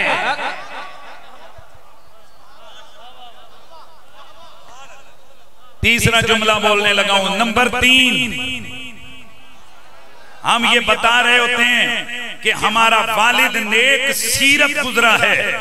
مہربانی یار مہربانی. یعنی سادہ سمجھاؤں تو ہمارا ایمان بھی سلامت، ہماری ماں کا کردار بھی ٹھیک، ہمارے بابا کا کردار بھی ٹھیک. اور امام جعفر صادق علیہ السلام سے مروی جو روایت ہے النہایہ لابن الاسیر کے اندر 3 مقامات پر یہ روایت موجود ہے. امام جعفر صادق علیہ السلام فرماتے ہیں لا یحبنا رجل معکوس ولا ولد الزانیہ، اور زانیہ ماں کا بیٹا ہم سے پیار نہیں کر سکتا. اور دوسرا رجل معکوس، اب میں اس کا ترجمہ نہیں کر سکتا لیکن اشارے سے سمجھا دوں گا. جس کے مدرسے کی زندگی ٹھیک گزری ہو، جس کی سکول لائف ٹھیک گزری ہو، جس کی کالج لائف ٹھیک گزری ہو، وہ رجل معکوس نہ ہو. فرمایا جو رجل معکوس ہے یعنی جسے اپنی عزت کی حفاظت کا ہی معاملہ اس کے پاس نہیں ہے، وہ ہم آل محمد سے پیار نہیں کر سکتا. الحمدللہ ہم علی علی کر کے یہ سمجھاتے ہیں ہمارا باپ بھی شریف، ہماری ماں بھی شریف، ہمارا ایمان بھی ہے اور ہمارا مدرسہ بھی شریف ہی گزرا ہے. جسے سمجھ آ گئی ہے تو پھر بسم اللہ، اللہ آپ کو سلامتیاں عطا فرمائے۔ آؤ ذرا پھر ہم آگے بڑھتے گئے۔ برادران اسلام، یہ مرکز عشق و وفا ہے، یہ مرکز علم و حکمت ہے۔ یہاں پر قرآن و سنت کی بات ہوگی تو میرے نبی پاک کا کلمہ پڑھنے والوں میں ذمہ داری سے اتنے بڑے علماء کے مجمع میں پوری ذمہ داری سے عرض کر رہا ہوں، اور اپنی ہر بات کا جب تک میں زندہ ہوں بلکہ صبح قیامت تک کے لیے اگر ادھر نہ پکڑ سکے بروز محشر حضور کے سامنے میرا گریبان پکڑ لینا، یا رسول اللہ اس نے فلاں بات غلط بتائی تھی، ارے اب قیامت تک جب گارنٹی دے رہا ہوں تو پھر ذرا سینہ کھول کے سنیے گا، دماغ کھول کے سنیے گا۔ برادران اسلام، میرے مصطفیٰ کریم جو بھی شریعت کے احکام لے کے آئے، نماز لے کے، روزہ لے کے، زکاة لے کے، حج لے کے، میرا نبی آیا، امت کو عطا فرمایا، امت کو حکم دیا، امت نمازی ہو گئی، امت روزے دار ہو گئی، امت حاجی ہو گئی، امت صدقہ و خیرات کر کے امت سخی ہو گئی۔ الغرض میرے نبی مکرم نے احکام عطا فرمائے۔ اے بصیر پور کی اس اللہ کی نیک بندوں کی بستی میں آنے والوں، کان کھول کے دھیان سے سننا، میرا نبی جو شریعت لے کے آیا اس میں کچھ احکام ہیں، کچھ اوامر ہیں، کچھ نوائی ہیں، کچھ کا نبی نے کرنے کا حکم دیا، کچھ سے نبی نے بچنے کا حکم دیا۔ میں پوری ذمہ داری سے قسم خدا کی اٹھا کے کہہ رہا ہوں، میرا نبی جو شریعت لے کے آیا اس شریعت میں میرے مصطفیٰ کریم نے جتنا زور اپنی اور اپنی آل بیت کی محبت پہ دیا ہے، اتنا زور نہ نماز پہ دیا ہے، نہ روزے پہ دیا ہے، نہ حج پہ دیا ہے، نہ زکاة پہ دیا ہے۔ بے شک بے شک بھائی میں ذمہ داری سے پچھلے 2 عشروں سے زائد وقت ہو چکا، دنیا کے ہر اسٹیج پہ جا کے، نیشنل ٹیلی ویژن چینل کے پلیٹ فارم پہ جا کے، سوشل میڈیا کے پلیٹ فارم پر، اور گاؤں گاؤں، کریا کریا، شہر شہر، میں مسلمانوں کے اجتماعوں میں جا کر ان چیزوں کا چیلنج کر رہا ہوں۔ ہے کوئی مولوی جو یہ ثابت کرے کہ جو بات میں کہہ رہا ہوں یہ غلط کہہ رہا ہوں؟ ہے کسی کی جرت جو کہے کہ حنیف قریشی جو کہہ رہا ہے یہ غلط ہے؟ تو پھر نہیں ہے جرت تو پھر آؤ میں دوبارہ اپنے اس چیلنج کا، اس دعوے کا اعادہ کرتا ہوں۔ میرے نبی نے اتنا زور نماز پہ نہیں دیا، اتنا زور روزے پہ نہیں دیا، اتنا زور زکاة اور حج پہ نہیں دیا، جتنا زور اپنی اور اپنے اہل بیت کی محبت پہ دیا۔ آپ احباب کو یہ تو سنایا جاتا ہے کہ حضور نے وقت وصال آخری جو بات کہی تھی وہ کیا تھی؟ الصلاۃ، نماز پڑھنا۔ یہی ہے، لیکن کاش کے اس کے ساتھ اگلے جملے ان کو پتہ نہیں کیوں کھا گئے، اور حضرت مجھے بڑا قلع ہے۔ ویسے میرے سنی علماء پہ اللہ کرم کرے، مشکل حالات میں بھی وہ اپنی ڈیوٹیاں بخوبی سر انجام دے رہے ہیں، لیکن نہ جانے حالات کا اثر ہے یا وجہ کیا ہے کہ کچھ چیزیں ہم سے کمزوری اور کوتاہیوں میں آ رہی ہیں۔ میں عرض کرنا چاہتا ہوں برادران اسلام، اس بات کو سمجھئے گا، آج آپ جس مدرسے میں جاتے اوپر لکھا ہوتا ہے خیرکم من تعلم القرآن وعلمہ، صدقے جاؤں اس حدیث پہ بالکل صحیح حدیث ہے، صحیح ہونی چاہیے، لیکن بچے کو یاد کروائی کہ نہیں کروائی؟ یہاں حضرت موجود ہیں، علماء باقی محدثین موجود ہیں، ان سے آپ پوچھ لیجئے کہ کیا یہ حدیث نہیں ہے کہ اللہ کے نبی نے فرمایا خیرکم خیرکم لأہلی من بعد؟ جہاں میرے نبی نے یہ فرمایا کہ تم میں سے بہترین بندہ وہ ہے کہ جو قرآن سیکھتا اور سکھاتا ہے، وہیں پر میرے نبی نے یہ بھی فرمایا تم میں سے سب سے بہترین بندہ وہ ہوگا جو میرے بعد میری آل بیت کے لیے بہتر ہوگا۔ ایک اور حدیث ہے لا یؤمن احدکم حتی اکون احب الیہ، پورا مجمع بول پڑا ماشاءاللہ، من والدہ و ولدہ والناس اجمعین، یہ ہے میری امت کے اور میری ملت کے علماء کی محنت۔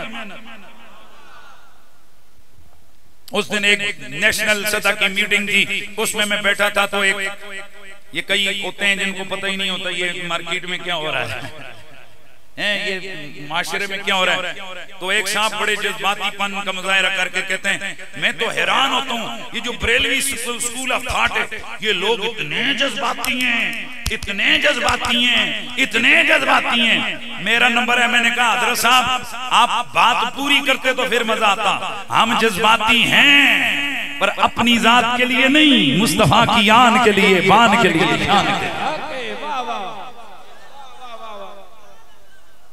اس کی وجہ یہ ہے کہ ہمارا بچہ آنکھ کھولتا ہے۔ میں چھوٹا سا تھا تو اپنے والد میری انگلی پکڑ کے مجھے مسجد مدرسے میں لے جاتے، عرسوں کی محفلوں میں لے جاتے، وہاں ہم بھی یوں جیسے یہاں چھوٹے بچے ماشاءاللہ بیٹھے، ہم بیٹھ کے سن رہے ہوتے اور علماء یہ پڑھ رہے ہوتے، کروں تیرے نام پر میں یہ جان فدا، کروں تیرے نام پر میں یہ جان فدا، نہ بس ایک جان دو جہاں فدا، دو جہاں سے بھی نہیں جی برا، کروں کیا کروڑوں جہاں نہیں۔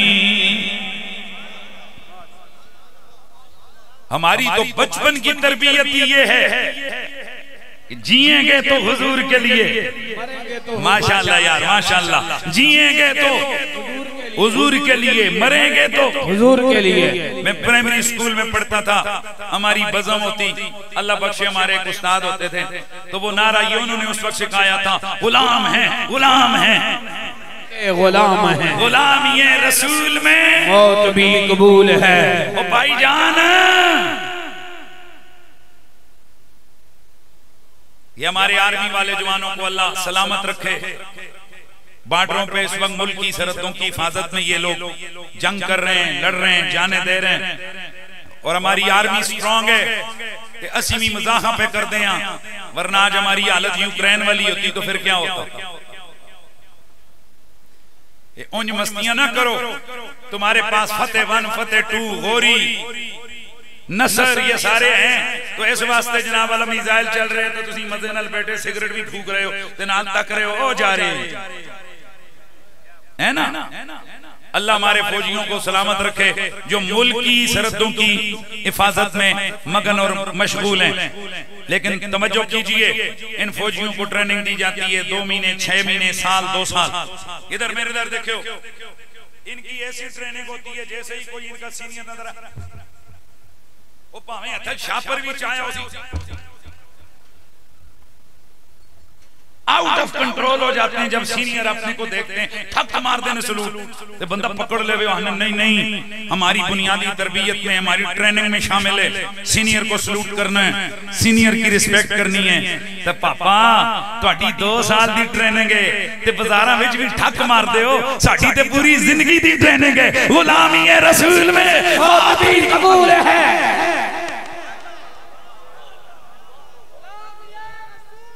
موت بھی قبول ہے۔ ہم بالکل جذباتی ہیں اور ایک مسلمان کو حد درجے کا جذباتی ہونا چاہیے، لیکن کس مسئلے پہ؟ حضور کی ذات پہ۔ میرے وطن پہ میرے جیسے کروڑوں قربان، آپریشن بنیان مرصوص ہوا تو ہمارے اہل سنت کی علماء نے اعلان کیا، پاک فوج قدم بڑھاؤ، ہم تمہارے ساتھ، تمہیں ضرورت پڑی ہم لاکھوں جوان تمہارے ساتھ کھڑے کر دیں گے۔ مجھے ایک نوجوان کہنے لگا، مفتی صاحب صرف تقریر ہے، میں کہا پتر میں نکا جیسا سے سکول جو میں ٹریننگ لئی ہے، الحمدللہ ہمیں بچپن سے یہ ٹریننگ دی گئی تھی کہ اگر ہمارے ملک پہ کوئی حملہ دشمن کرے تو ہم نے اسلحہ کیسے چلانا ہے۔ ہم تو اس دن کا انتظار کر رہے ہیں کہ جس دن میرے ملک کے لیے میری جان کام آ جائے۔ میری ہزاروں جانیں میرے وطن پہ قربان، لیکن معاملہ اگر نبی کی ذات کا ہو تو اس وطن جیسے ہزاروں وطن نام محمد پہ قربان۔ یہ اہل سنت کا بھی ہے، اسے جو مرضی ہے کوئی نام دے دے، ہم تو یہ سمجھتے ہیں کہ پاکستان بنا ہی اس لیے تھا کہ یہاں پر نام خدا اور نام مصطفیٰ کا صحیح طریقے سے پرچار کیا جا سکے۔ سبحان اللہ کی آواز، تھک گئے تو میں تقریر ختم کر دیتا ہوں۔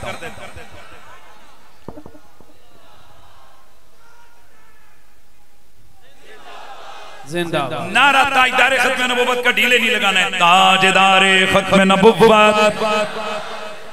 تاجدار ختم نبوت۔ برادران اسلام میں بات کر رہا تھا کہ ہماری بنیادی تربیت میں یہ شامل ہے کہ ہم جذباتی ہیں پر اپنی ذات کے لیے نہیں، اپنے نسل خاندان کے لیے نہیں، بلکہ ہمارے سارے کے سارے جذبات زہرا کے بابا حسنین کے نانا کی عزت و ناموس کے لیے گئے۔ اور یاد رکھیے کہ یہ جو کچھ بھی جذبات عشق ہیں، ان جذبات عشق میں ہمارے رہبر اور رہنما میرے مصطفیٰ کے یاران باوفا ہیں، میرے رسول کے یاران باوفا ہیں جنہوں نے ہماری تربیت کی ہے۔ وہ کتنے اساس ہیں، ذرا اس بات کی توجہ کیجئے۔ ایک مشرک ہے، وہ آیا میرے نبی پاک کے سامنے بیٹھا بات کر رہا تھا، دھیان ہے تو بعض لوگوں کی عادت ہوتی ہے وہ یوں ٹچ کرتے رہتے ہیں، ہوندی ہے نا، کسی کو متوجہ کرنے کے لیے ٹچ کرتے ہیں۔ تو اس مشرک کی بھی یہ عادت تھی کہ وہ ٹچ کر کے، اس کی عادت تھی کہ کسی کو متوجہ کرتا، تو حضور کے سامنے آئے تو حضور کو ٹچ کرنے لگا۔ ایک دفعہ ہاتھ آیا، دوسری دفعہ صحابی نے تلوار ماری، پیچھے ہٹا، ہاتھ پیچھے کر۔ حضرت ابو سفیان ابھی مسلمان نہیں ہوئے تھے، ان کی بیٹی ہیں ام المومنین حضرت سیدہ ام حبیبہ۔ ابو سفیان مکے سے مدینہ تشریف لائے، جیسے ہی حضرت ام حبیبہ سلام اللہ علیہ میرے نبی کی بیوی ہے، ہم مومنوں کی، آہستہ بولے ہو یار، ہم مومنوں کی ماں سیدہ ام حبیبہ، قربان جائیں نبی کی بیویوں پر، ازواج مطہرات پر، نبی کی ساری ازواج مطہرات اہل البیت میں داخل ہے، اہل بیت ہیں وہ، قربان جائیں حضور کی ساری بیویوں پر۔ یار یہ دیمن نہیں رکھنے نا، حضور کی ساری بیویوں پر ہم صدقے اور قربان جائیں۔ تو والد سگا باپ ہے، باپ بیٹی کے گھر آئے، یعنی حضور کے گھر آئے، تو وہاں بستر پڑا تھا چارپائی کے اوپر میرے نبی پاک کا، تو یہ ابو سفیان آئے اور بیٹھنے لگے اس بستر پہ۔ تو چونکہ ابھی مشرک تھے، مسلمان نہیں ہوئے تھے، تو آپ کی بیٹی نے، نبی کی بیوی نے اپنے والد کو روکا، رکو رکو رکو رکو، ایک منٹ ہٹو ہٹو ہٹو، ہٹایا، نیچے سے بستر کو رول کیا۔ یار اللہ کا واسطہ اس کو دھیمے انداز سے نہیں سننے، بستر کو رول کیا، سائیڈ پہ کیا، ننگی کھٹ رکھی، ننگی چارپائی، اون پہ ہو، اب بیٹھو۔ ابو سفیان حیرت کی نظر سے دیکھنے لگے اور کہنے لگے، بیٹی یہ بستر میرے قابل نہیں تھا اس لیے اٹھایا، یہ میں اس بستر کے قابل نہیں تھا، کوئی لگی لپٹی نہیں رکھی ام المومنین نے۔ آپ نے فرمایا، بابا یہ مصطفیٰ کا بچھونا ہے، آپ مشرک ہو، تم اس قابل نہیں ہو کہ میرے نبی کے بستر پہ بیٹھے۔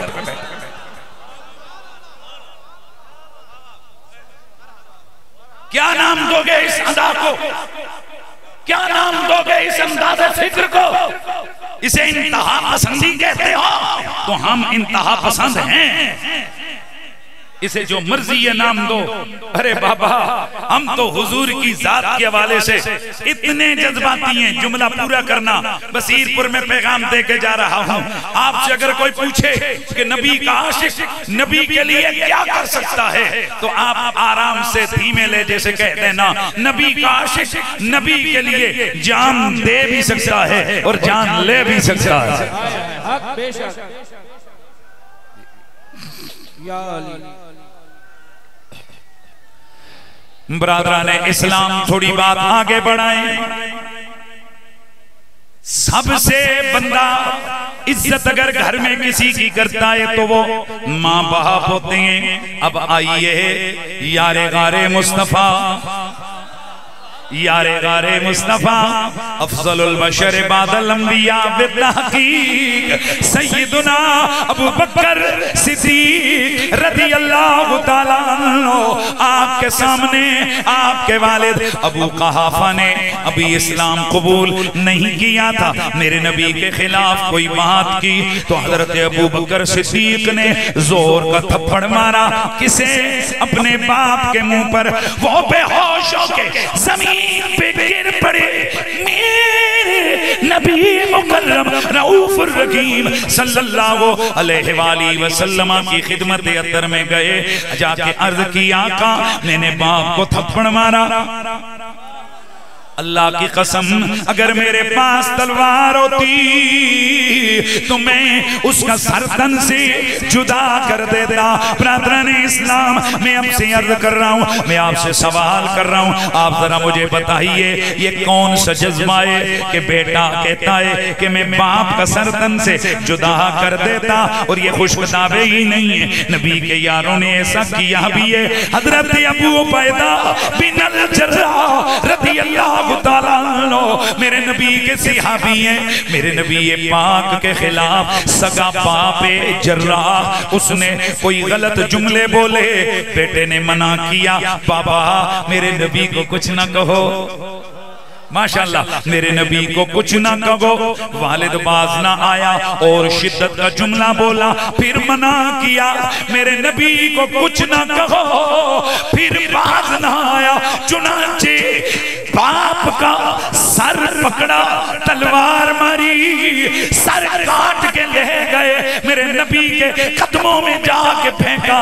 میرے نبی نے پوچھا او ابو عبیدہ یہ کس کا سر ہے؟ عرض کیا آقا جی میرے والد کا سر ہے، میرے باپ کا سر ہے. میرے نبی پاک نے پوچھا ارے ابو عبیدہ ارے کوئی والد کا سر بھی کاٹ کے لاتا ہے؟ عرض کی یا رسول اللہ آقا ویسے تو کوئی بھی والد کا سر کاٹ کے نہیں لاتا، لیکن پیارے آقا جی اس نے آپ کی بیعت بھی گستاخی کی، میں نے اسے منع کیا، یہ بات نہ آیا تو بس مجھے یہ قانون یاد تھا. گویا کہہ رہے ہو من سب نبی فقتلوه، مجھے یہ قانون یاد تھا. گویا کہہ رہے ہو، یہ حدیث کے الفاظ نہیں ہے، گویا کہہ رہے ہو آقا میں نے اپنے والد کا سر کاٹ دیا. میرے نبی نے یہ نہیں فرمایا اوے تو نے کتنا جرم کیا، تو نے کتنا ظلم کیا. فرمایا پھینک دے سر، پھینک دے سر. ابھی اس سر کو پھینکا ہی تھا کہ سورہ مجادلہ کی آخری آیت نازل ہو گئی. میرے رب نے اعلان کیا کہ وہ لوگ جو اللہ رسول کی محبت میں اپنے قریبیوں سے ٹکرا جاتے ہیں، میرا رب فرماتا ہے یہی وہ لوگ ہیں کہ جو دل کے مومن ہیں، اور یہی وہ لوگ ہیں جو اللہ کی جماعت کے کارکن ہیں. اولئک حزب اللہ، یہ کون ہے؟ یہ اللہ کی جماعت کے لوگ ہیں. تو اب توجہ اب میں جس نتیجے کی طرف آپ کو لانے لگا ہوں، آپ سے اگر کوئی پوچھے کہ نبی کی ذات کے لیے کیا کر سکتے ہو تو ذرا بولنا ہے. آہستہ میرا دل ٹھنڈا ہو جائے گا کہ میں بصیر پور بھی گیا ہوں تو میں نے اپنا حق ادا کیا ہے، اور بصیر پور کے لوگوں نے پوری قوت کے ساتھ میری دعوت پہ لبیک کہا ہے. ذرا بول کے بتاؤ ہم نبی کے لیے کیا کر سکتے ہیں؟ ہمیں نبی کے صحابہ نے بتایا ہے کہ نبی کی ذات کے لیے، نبی کی آن کے لیے، نبی کی شان کے لیے، نبی کی جان کے لیے جان دی بھی جا سکتی ہے، جان لی بھی جا سکتی ہے. تاجدار ختم نبوت، تاجدار ختم نبوت انجتے دنیا بچے लोकी कोई सोहने दे कोई को जेने पर मेरे सोहने आका दा अरे यार बड़ा सोना पर मेरे सोहने आका दा हरे यार बड़ा सोहना सोह रब दी मदीने दा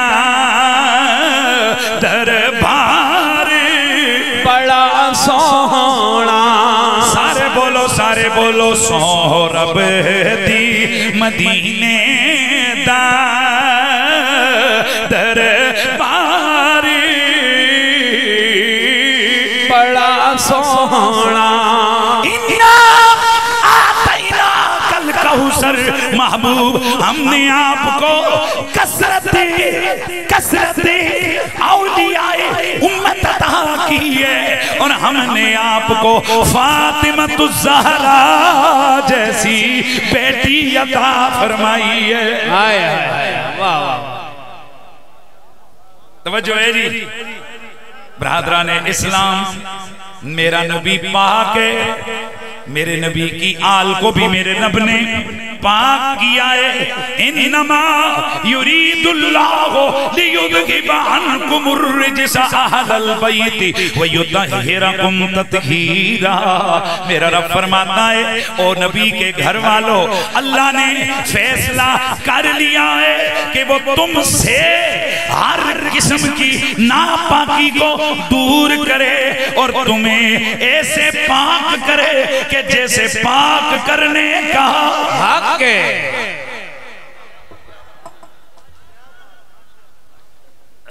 ध्यान है जी। मैं बड़ी तवज्जो चाहूंगा। ओ पुत्र खड़ो खड़ो जा, जल्दी जल्दी खड़ो मेरा बेटा, शबाश टाइम नहीं लगाना। वो इधर ही। ये जो तूने रुमाल चादर पहनी है ये साफ है, पाक है, क्या गारंटी है? डर गया बेचारा। ब्रादरान इस्लाम, इसने ये जो चादर पहनी है ये चादर यकीनन इसने अपनी अक्ल के मुताबिक पाक करके लाई होगी। चलो यार वो तो बच्चा डर गया, इधर मैं मुतवज्जे हो जाऊंगा।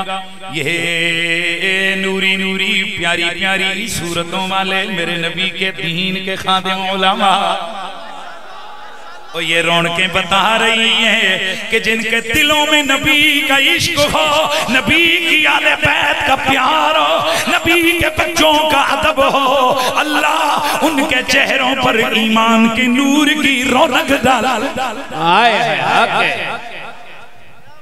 मैं इधर मुतवज्जे होके अर्ज करता हूँ हुजूर किबला, ये जो आपके गले में चादर है क्या ये पाक है?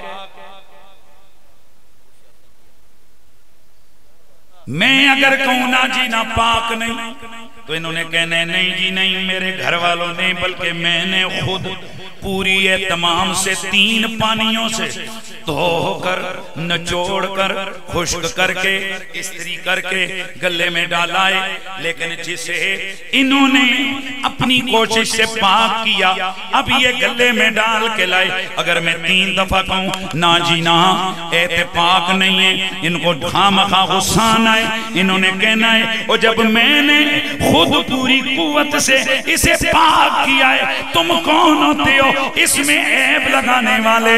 तो जिसे इन्होंने पाक किया हो उसमें नापाकी की बिल्कुल गुंजाइश मौजूद है। मुमकिन है कि इन्होंने उसे रखा हो, ऊपर से किसी परिंदे ने कोई चीज फेंक दी हो या कोई बच्चा आया हो, उसके जिस्म की निजासत उससे लग गई हो, इन्हें पता भी ना चला हो, ये गले में डाल के ले आए। लेकिन चूंकि अपनी ताकत के मुताबिक इसे पाक किया, अब अगर कोई इस पे उंगली उठाएगा ये पकड़ लेंगे, इन्हें गजब आएगा, इन्हें गुस्सा आएगा। तो दोस्तों जिसे हजरत अपनी कुव्वत से पाक करें, उस पे कोई उंगली उठाए उस पे इन्हें कितना दुख होता है। तो जिन्हें मेरा रब कहे ओ नबी के घर वालों, तुम्हें रब ने اس طرح پاک کر دیا ہے جیسے پاک کرنے کا حق ہے۔ اب خود دل پہ ہاتھ رکھ کے بتاؤ ان پاکوں میں کوئی خطا کا دھبا ڈھونڈے تو اللہ اس پہ کتنا ناراض ہوگا۔ اس لیے میں نے آج نہیں بلکہ میں نے 5 سال قبل ایک جملہ امت کو دیا تھا، چاہتا کہ عالم اللہ نے میری اس جملے کو پذیرائی عطا فرمائی۔ آج جہاں جہاں نبی کی آل کے عاشق بیٹھے ہوتے ہیں وہ جملہ کہیں نہ کہیں سے گھوم پھر کر ادھر آئی جاتا ہے۔ میں نے کہا تھا اب بھی کہتا ہوں اوے جدھر نبی کی آل ہو وہاں خطا نہیں جاتی، اور جہاں خطا ہو وہاں محمد کی آل نہیں جاتی۔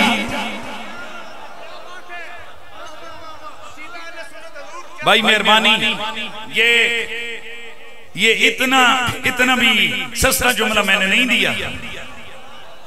میں پھر کہنے لگا ہوں اور نبی کی آل میں وہ ہستی جو میرے نبی کو سب سے زیادہ پیاری ہے، جسے میرا نبی جگر کا ٹکڑا کہے، جسے میرا نبی فرمائے فاطمہ جس سے تو راضی اس سے خدا راضی۔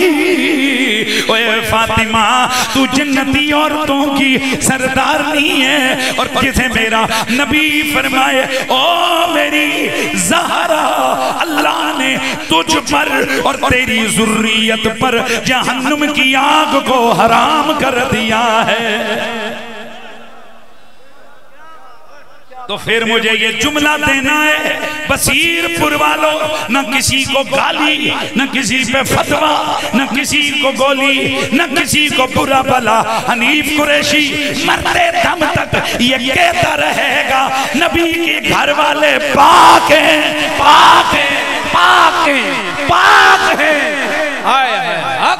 مخدوم پارسائے ختامہ تو پاک زہرا، ختامہ تو پاک زہرا۔ میں نے موضوع ادھر ادھر نہیں کیا، کوثر کے تحت معنی بیان کر کے میں اسی کے تحت بیان کر رہا ہوں۔ مخدوم پارسائے ختامہ تو پاک زہرا، ختامہ تو پاک زہرا، ختامہ تو پاک زہرا۔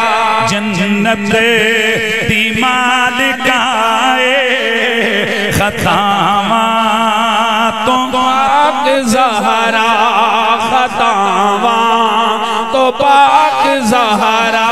ہے دردی پاک سوچا حسنین دیو مائے، حسنین دیو مائے، ملکہ دی بیٹی ملکہ، ملکہ دی بیٹی ملکہ، ختامہ تو پاک زہرا، ختامہ تو پاک زہرا، ختامہ تو پاک زہرا۔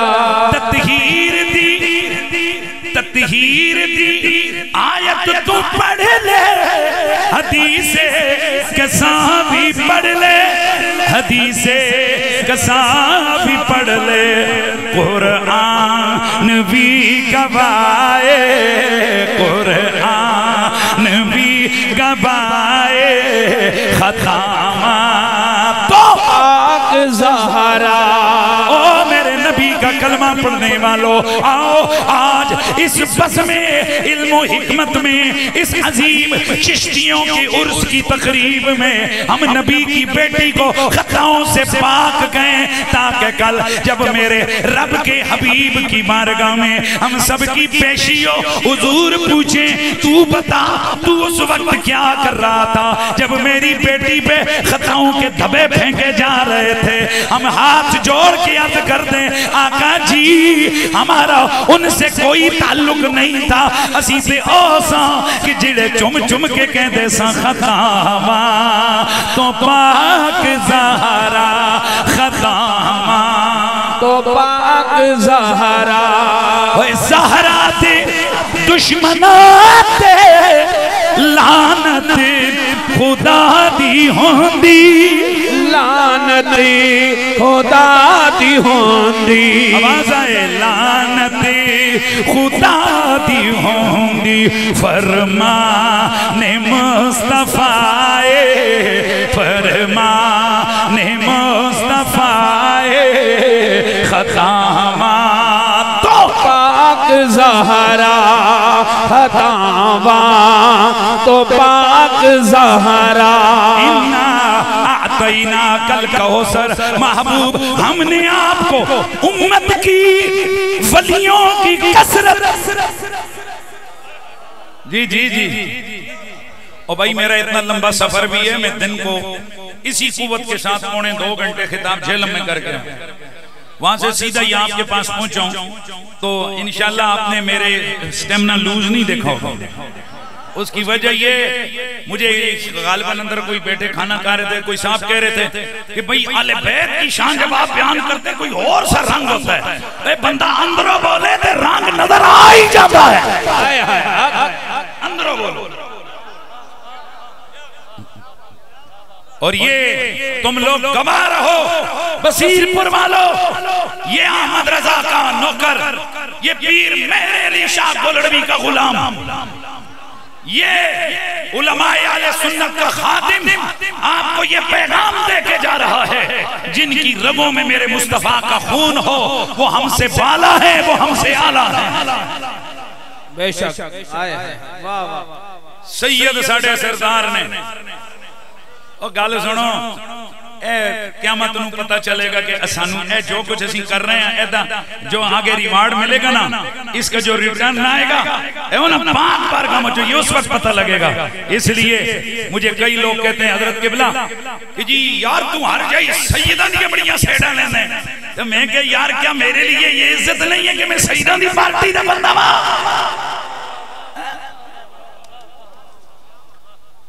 حضرت شیخ القرآن رحمت اللہ تعالی علیہ مولانا عبدالغفور ہزاروی کا نام کون نہیں جانتا اتنا بڑا عالم اسلام کا عظیم مبلغ عظیم شیخ القرآن اپنے دور کا ایسا بندہ کہ علماء جس کے سامنے بات کرتے ہوئے 10 دفعہ سوچتے تھے حضرت غزالی زمان جیسا بندہ جن کی ادب اور احترام میں وہ کہتے کہ جب ہزاروی صاحب بولتے ہیں تو یوں لگتا ہے کہ قرآن کا نور لوگوں کے سینوں میں اتر رہا ہے سبحان اللہ کی آواز آتی رہے اتنا بڑا شیخ الحدیث اتنا بڑا شیخ القرآن پتہ ہے کیا کہتے کہتے ویلیو اے دعا کرو کل قیامت نو جدوں لوگوں نو بلایا جاوے تے کسے دے نام نہ آوے فلانا شیخ الحدیث آ جاوے فلانا پیر آ جاوے فلانا مفتی آوے تے جدوں ساڈی واری آوے تے اعلان ہوے او زارا پاک نے بچیاں دا مراسی آ جاوے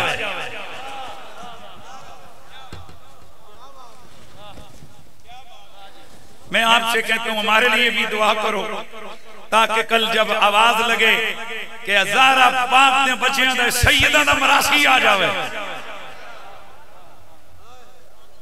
مراسیاں دا کام کیا ہوندہ ہے مالکان دے کسے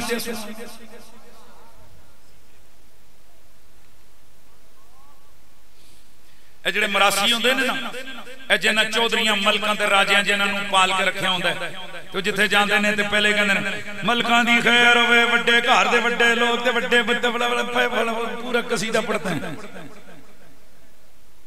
اور مجھے ایک مبلغ کی بات بڑی اچھی لگی اس نے کہا کہ اے جڑے ہوندے نے نا اے مراسیاں میں جو ایکو ہوندے نے جنہوں ساڑھی زبان چھے پٹھواری دے راہ کہندے نے تو جڑا راہ ہوندے نے تے او جدوں ملک چودری تے راجہ کسی بڑی محفل سے آوے تے پھر او دا شجرہ بیان کرتا ہے او خیر ہو جاوے ملک خان دے پتر دے فلانے دی فلان دے پیو دا پتر دے فلانے دا فلان دے فلان دا او پچھے کھڑ کے کسی بادشاہ دے نال جوڑ کے کہندے نے تے پھر او خوش ہو کے جڑا ملک ہوندا کڑ کے پیسے دیندا لے وی تو میرا شجرہ جا کے بادشاہاں نال ملایا تے اسی سیداں دے مراسیاں اسی اپنے مالکاں دا قصیدہ نہ سنا دئیے آئے ہائے ہائے واہ واہ واہ اسی اپنے مالکاں دا شجرہ نہ سنائیے آؤ آؤ ساڑھے مالکاں دا شجرہ اتنا عظیم ہے اصلوا ثابت و فروا فی السماء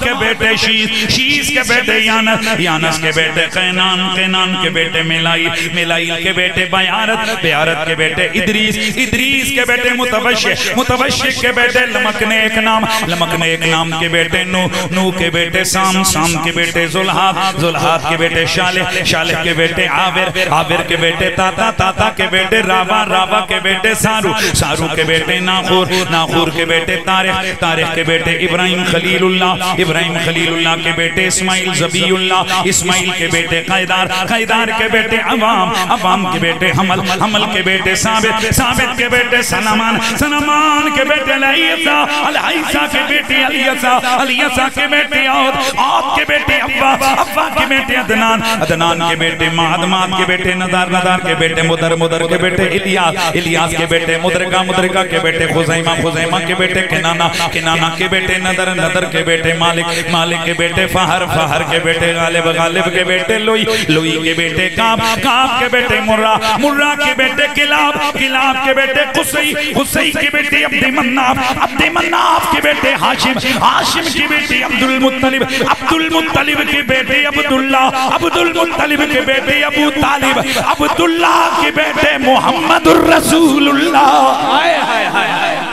ابو طالب کے بیٹے مولا علی، محمد الرسول اللہ کی بیٹی فاطمہ الزہرا، نکاح ہوا آسمانوں کے اوپر،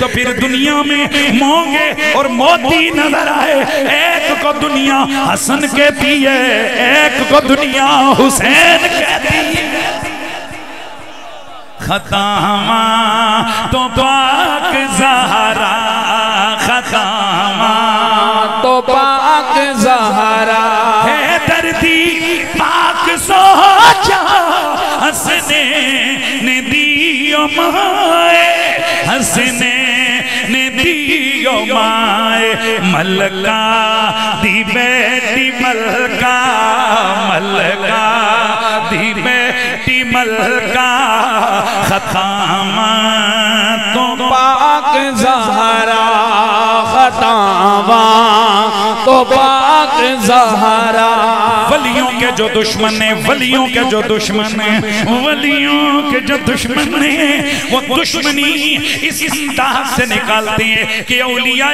کرام کی کرامت پہ انگلیاں اٹھاتے ہیں۔ میں تھوڑا سا بس یہ ایک مسئلہ کر کے تو میں اجازت چاہتا ہوں، اگر آپ کہتے ہیں تو میں تقریر کو یہیں پہ ختم کر دیتا ہوں۔ اچھا آپ کا اگر ذوق ہے تو پھر میں جلدی جلدی آگے بڑھتا ہوں اس سے۔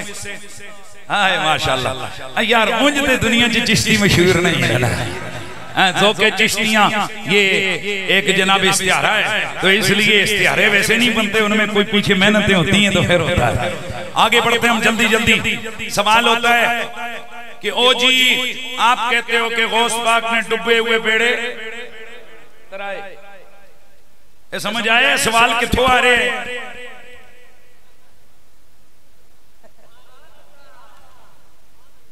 ہم گھر سے چلے تھے، میں ان کی دکانیں بند کر دوں گا، میں لاہور کا داتا کا مزار بند کر دوں گا، میں گولڑے والے کی جناب تالے لگوا دوں گا۔ وہ بند کرتے ہیں آپ وہ جیل بند ہو گئے۔ جسے سمجھ آ گئی ہے تو پھر آ گئی ہے اللہ کا۔ تمہاری جیسی کئی بلیاں آئیں، کھمبے نوچے مر گئیں، کھمبے اسی جگہ کھڑے ہیں جی، آئے ماشاءاللہ۔ لیکن بہرحال ہمارا یہ فرض بنتا ہے، تم انگلی اٹھاؤ ہم تمہیں جواب دیں گے، اگر ہمارے پاس جواب نہ ہوتے ہم تمہاری دہلیز تک نہ پہنچتے، ہم تمہارے دروازے پہ جا کے دھمسون نہ لمارتے، ہم تمہیں سامنے بیٹھ کے نہ للکارتے۔ رب کعبہ کی قسم ہے لوگوں، یہ سن سنا کے نہیں، پڑھ پڑھا کے یقین کامل سے کہتا ہوں، اللہ کا لاکھ لاکھ شکر ہے کہ مجھے اور آپ کو مسلک حق اہل سنت و جماعت عطا فرمایا ہے۔ ہمارے اساتذہ فرمایا کرتے ہیں کہ پتر ہر شے نمی ٹونڈو، کپڑے نویں چنگے، گڑیاں نویاں چنگیاں، انگوٹھیاں کڑیاں، نویاں چنگیاں ماشاءاللہ موبائل، نویں چنگے سپیکر، نئے اچھے گاڑیاں، نئی اچھی کپڑے، نئے اچھے اینکیں، نئی اچھی، پر بیٹا لوگوں کو بتاؤ عقیدہ پرانا ہی اچھا ہے۔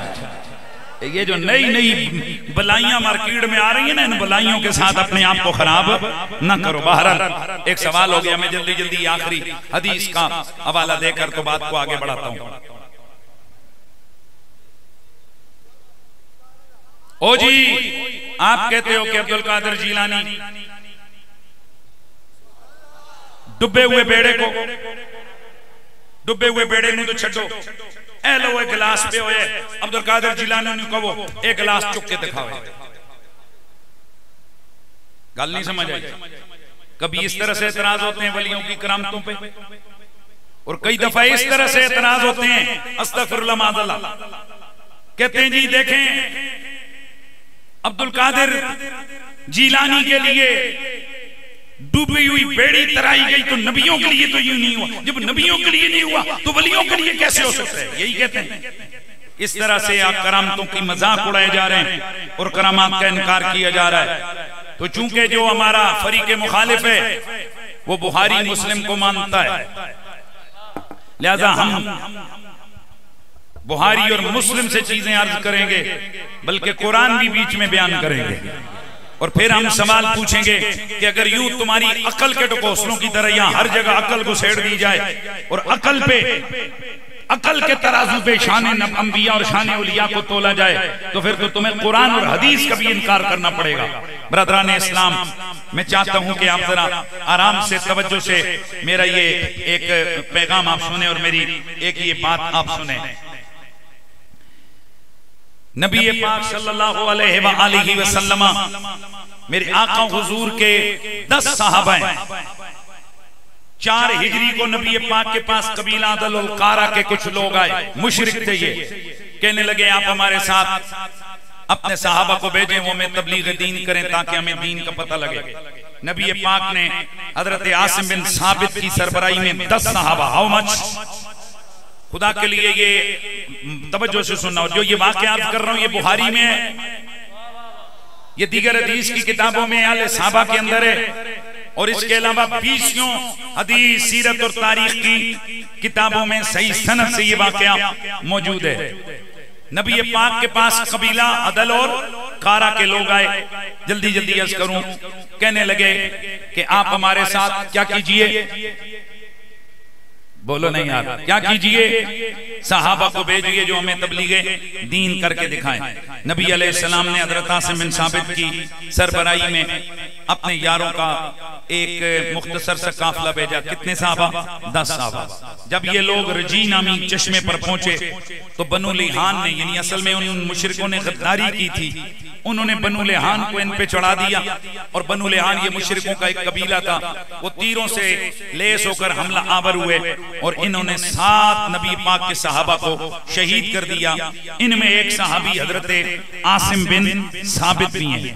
یہ حضرت عاصم بن ثابت وہ صحابی رسول ہیں کہ احد کی جنگ میں انہوں نے ایک مصافح نام کے کافر کو، مشرک کو قتل کیا تھا۔ اس پر اس کی ماں سلافہ بنت سعد نے یہ قسم کھائی تھی کہ میں عاصم بن ثابت کے سر کی کھوپڑی میں شراب پیوں گی۔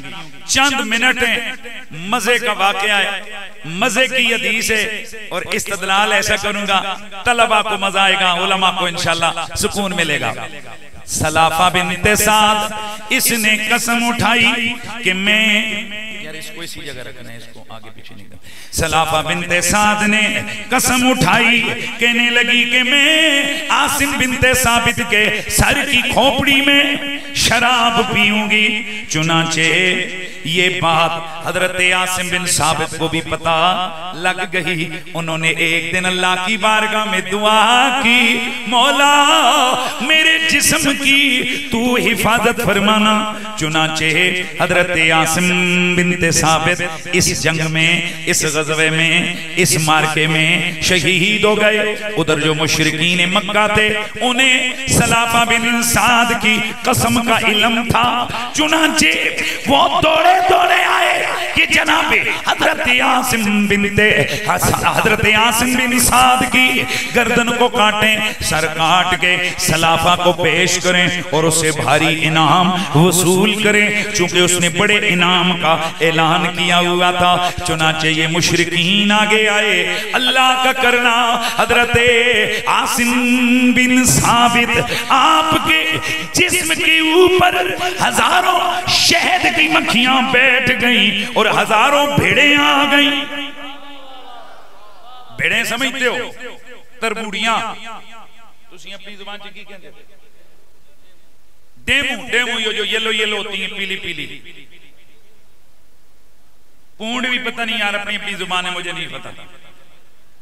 تربوڑی کہتے ہیں ہماری پٹواری میں، بھیڑ کہتے ہیں اردو میں، توجہ ہے۔ تو یہ وہ جو ڈیمو جن کا انہوں نے بتایا، وہ جو یلو قسم کی ہوتی ہیں، وہ ڈنگ مارتی ہیں، تو یہ ساری آ کر بیٹھ گئیں کس کے جسم پہ؟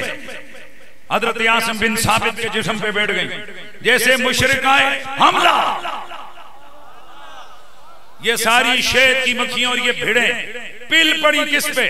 مشرکوں پہ۔ وہ بھاگ گئے، آپس میں مشورہ کیا یار سر بھی کاٹنا ہے، بڑا انعام لینا ہے، ان مکھیوں کا بھی کیا کریں؟ کہنے لگے ہاں سنو یہ رات کے اندھیرے میں ان کو نظر کچھ نہیں آتا، یہ دن کو ڈنگ مارتی ہیں، شام کا انتظار کرو، شام کا سر کاٹ کے سلافہ بنت سعد کو پیش کریں گے اور خوب انعام پائیں گے۔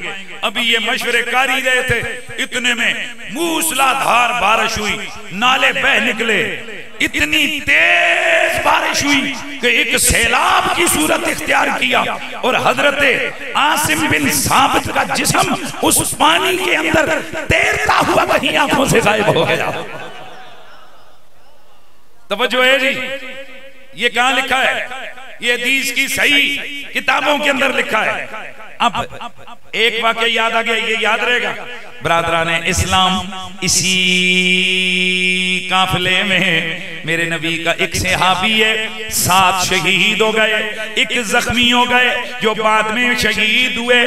2 صحابہ حضرت خبیب اور حضرت زید بن دسنا، یہ دونوں گرفتار ہوئے، مشرکین نے انہیں گرفتار کیا، مکے میں جا کے بیچ دیا۔ حضرت خبیب اور حضرت زید بن دسنا نے بدر کی جنگ میں کئی مشرکوں کو قتل کیا تھا، چنانچہ ان کے رشتہ داروں نے انہیں خرید لیا کہ انہیں خرید کر ہم بدلے میں قتل کریں گے، لیکن چونکہ اوپر سے حرمت والا مہینہ آ گیا، چونکہ حرمت والے مہینے میں اہل عرب قتل و قتال نہیں کرتے تھے، چنانچہ انہوں نے حضرت زید بن دسنا اور حضرت خبیب کو قید کر لیا۔ بڑے مزے سے سننا ہے، قید کر لیا۔ قید کے دوران حضرت بخاری کے اندر روایت موجود ہے، حضرت خبیب قید کی عالم میں دشمنوں کی قید میں گئے، موسم بھی نہیں ہے۔ ایک عورت جو بعد میں صحابیہ بنی، وہ فرماتی ہیں رب کی قسم میں نے کھڑکی سے دیکھا تو خبیب کے ہاتھوں میں تازہ انگور کا گچھا تھا جسے وہ کھا رہے تھے۔ ایک کتھے لکھے ہویا بھائی، بخاری شریف میں لکھا ہے، صحابیہ کہتی ہیں میں نے کیا کیا، خبیب کو دیکھا کہ وہ کیا کر رہے ہیں، تازہ موٹے موٹے انگور کھا رہے ہیں، ایسے تازہ تر و تازہ انگور میں نے زندگی میں نہیں دیکھے تھے۔ اور پھر پتہ نہیں وہ آئے کہاں سے، وہ تو تھا ہی قید میں، لا کے کس نے دیے معلوم نہیں، لیکن یہ دنیا کے تھے نہیں، اس لیے کہ موسم ہی نہیں تھا انگوروں کا۔ سبحان اللہ کی آواز۔ فرماتی ہیں کہ مجھے سمجھ آ گئی کہ اللہ نے ان کو کیا کیا ہے، قید کے دوران ان کو خصوصی اپنی طرف سے عنایت کیا ہے، کیا؟ انگوروں کا گچھا۔ اب یہ جو حضرت خبیب ہیں، ان کی شہادت کا وقت آیا تو ان کو شہید کرنے سے پہلے دشمنوں نے پوچھا، سننا ہے بڑے توجہ سے جملہ، کہنے لگے کہ اے خبیب کیا آپ اس بات کو پسند کرتے ہیں کہ آپ کی جگہ محمد شہید ہو جاتے؟ حضرت خبیب تڑپ گئے۔ آپ نے فرمایا او اللہ کے بندو، اوے مشرکو، اور تم کیا کہتے ہو؟ تم یہ کہتے ہو کہ جناب میں حضور کو شہید ہوتا دیکھوں؟ رب کی قسم حضور کے پاؤں میں کانٹا چبھنا گوارا نہیں ہو کہ اس پر میری جان چلی جائے۔ اب دھیان میری طرف رکھیے گا، جملہ دینے لگا ہوں آپ کو مزہ آنے والا ہے۔ حضرت خبیب، توجہ رکھیے گا، کون؟ حضرت خبیب۔ حضرت خبیب رضی اللہ تعالیٰ عنہ ان کو لے کے گئے مقام تنعیم پر، ان کو قتل کرنے کے لیے۔ دھیان ہے سب کا، کس جگہ؟ مقام تنعیم پر انہیں قتل کرنے کے لیے لے گئے، انہیں شہید کرنے کے لیے لے گئے۔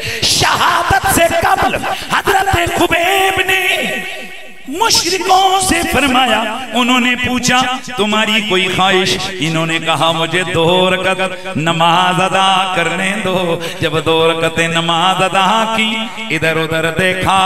اب سنیے، حضرت خبیب منہ آسمان کی جانب کر کے کہنے لگے او میرے اللہ، ابھی ادھر کوئی بندہ موجود نہیں کہ جس کے ہاتھوں میں تیرے نبی کی خدمت میں سلام کا نذرانہ پیش کرتا۔ مولا تو ہی میری طرف سے اپنے محبوب پر سلام بھیج دے، ان تک میرا سلام پہنچا دے۔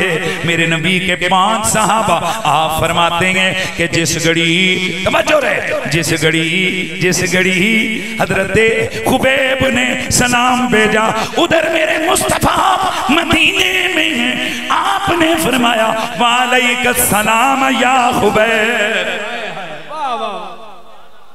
کیا فرمایا؟ بولو، بولیے بولیے، کیا فرمایا؟ وعلیک السلام یا خبیب، وعلیک السلام، وعلیک السلام۔ صحابہ کہتے ہیں ہم ادھر ادھر دیکھنے لگے۔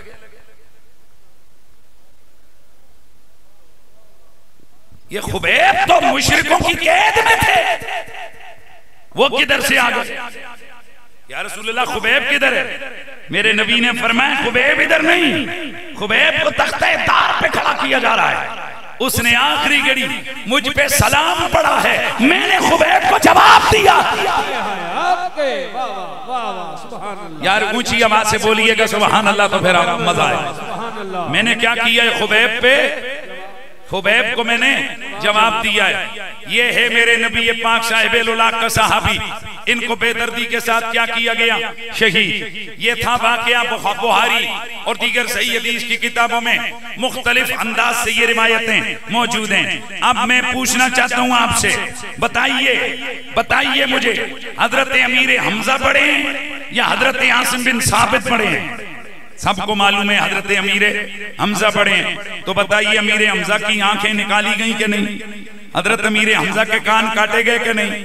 حضرت امیر حمزہ کا مسلح کیا گیا کہ نہیں؟ حضرت امیر حمزہ کا کلیجہ چبایا گیا کہ نہیں؟